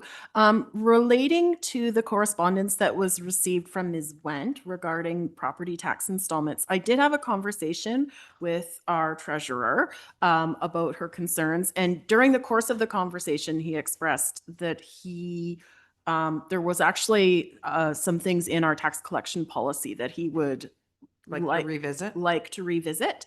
So I would like to I'll be making a notice of motion that staff can bring back any updated changes they would like to see to the tax collection policy. So you can throw that on top of your audit. I'm not putting a timeline in that request. I'm only teasing. End of summer? I'm only teasing because Phil has been working day and night to get us ready for our auditor, who is, I believe, coming next week. Started today. You can tell he's really happy to be here at 10 after 9 and night after a day with the auditor. Okay, no offense to the auditor, but anyways, any other notices of motion? Okay, statements or announcements from councilors. I have Deputy Mayor Fody and then Councillor Kelman. Thank you, Your Worship, and through you. With regards to the retired Councillor Jeff Lackey, I just want to say a thank you to him and approximately 15 and a half years he served on council here in this township, the last 3 terms consecutively, and then a term prior to that. He witnessed a lot of changes as the councils he sat with over those years. Going back to the very building we're sitting in tonight, along with the conjoined fire hall works garage back there, he was part of that whole process. As well, he was part of our fire training center. I know he was a big proponent of that. He served as deputy mayor, I really don't know how many times. He was a very involved person as a businessman here in the village for years. You know, he was the voice of a lot of people here, not just the business people, but the residents here in Lansdowne as well. Still is, for that matter, just because he doesn't live here per se. But no, we owe Jeff a lot of gratitude for the sheer time and hours and dedication he put in. He was currently sitting on our police services board. Is that the title he used for that? Along with our recreation committee. And he was always involved. And I just want to say thank you on behalf of everyone. Thank you. I just will say that in regards to the police services board, if he should wish to stay on as a public member of the public, he will have that opportunity. So, Councillor Kelman, go ahead. Thank you, Your Worship, and through you. I did want to give one small information piece from our last Cataract Way Conservation Board meeting. I don't know if you've been following the provincial plan to amalgamate the conservation authorities. They are going ahead with that. So there will no longer be a Cataract Way Conservation Board as of around February 2027. There's still a lot of uncertainty as to what is going to happen. There's going to be 9 regions across the province. I think it's important to note that there was approximately 14,000 comments submitted regarding the amalgamation of the conservation authorities. There's been some analysis done. Approximately 97% of those comments were opposed to the amalgamation, including every single conservation authority across Ontario and a lot of municipalities. And yet it's going ahead. So the board is going to have a working group to sort of see where that process goes. But in terms of properties and staff, we are being told at this point that there's not going to be any changes. So we'll see what comes. Any further statements or announcements from councillors? Go ahead, Councillor Maybe. Thank you, Madam Mayor, and through you. So syrup season is over for me. So yeah, been a long 16 days, solid, straight, just going. On the other hand, May 9th and 10th, I will be in Ottawa representing Town of Gananoque as Town Crier Championships will be held there this year in coalition with the annual Tulip Festival, which I believe is the 50th for them, or there's a date there that they handed. So we'll be playing on that as one of our cries, of course. So we'll be having a good time up there. And I've already heard that there's going to be 14 of us in total up there. So it should be a good event. My only other closing hope is that some of the issues that are possibly going to transaction tonight yet do not happen. I wish our world a much better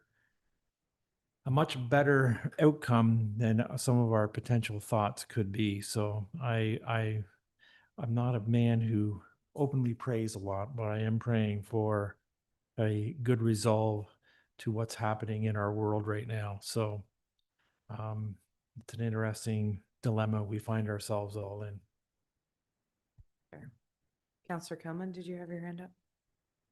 Go ahead. Sorry? That's okay. Antoine? I'm answering to anything right now. Okay, it's 9:10. We just made this up. I'm losing my mind. I Just- apologize.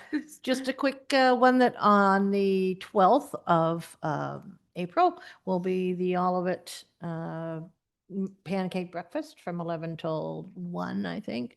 What, I usually go to that. I really Till enjoy sold out, yes. Anyways, April 12th. you said? yep, and it's Antoine maple syrup.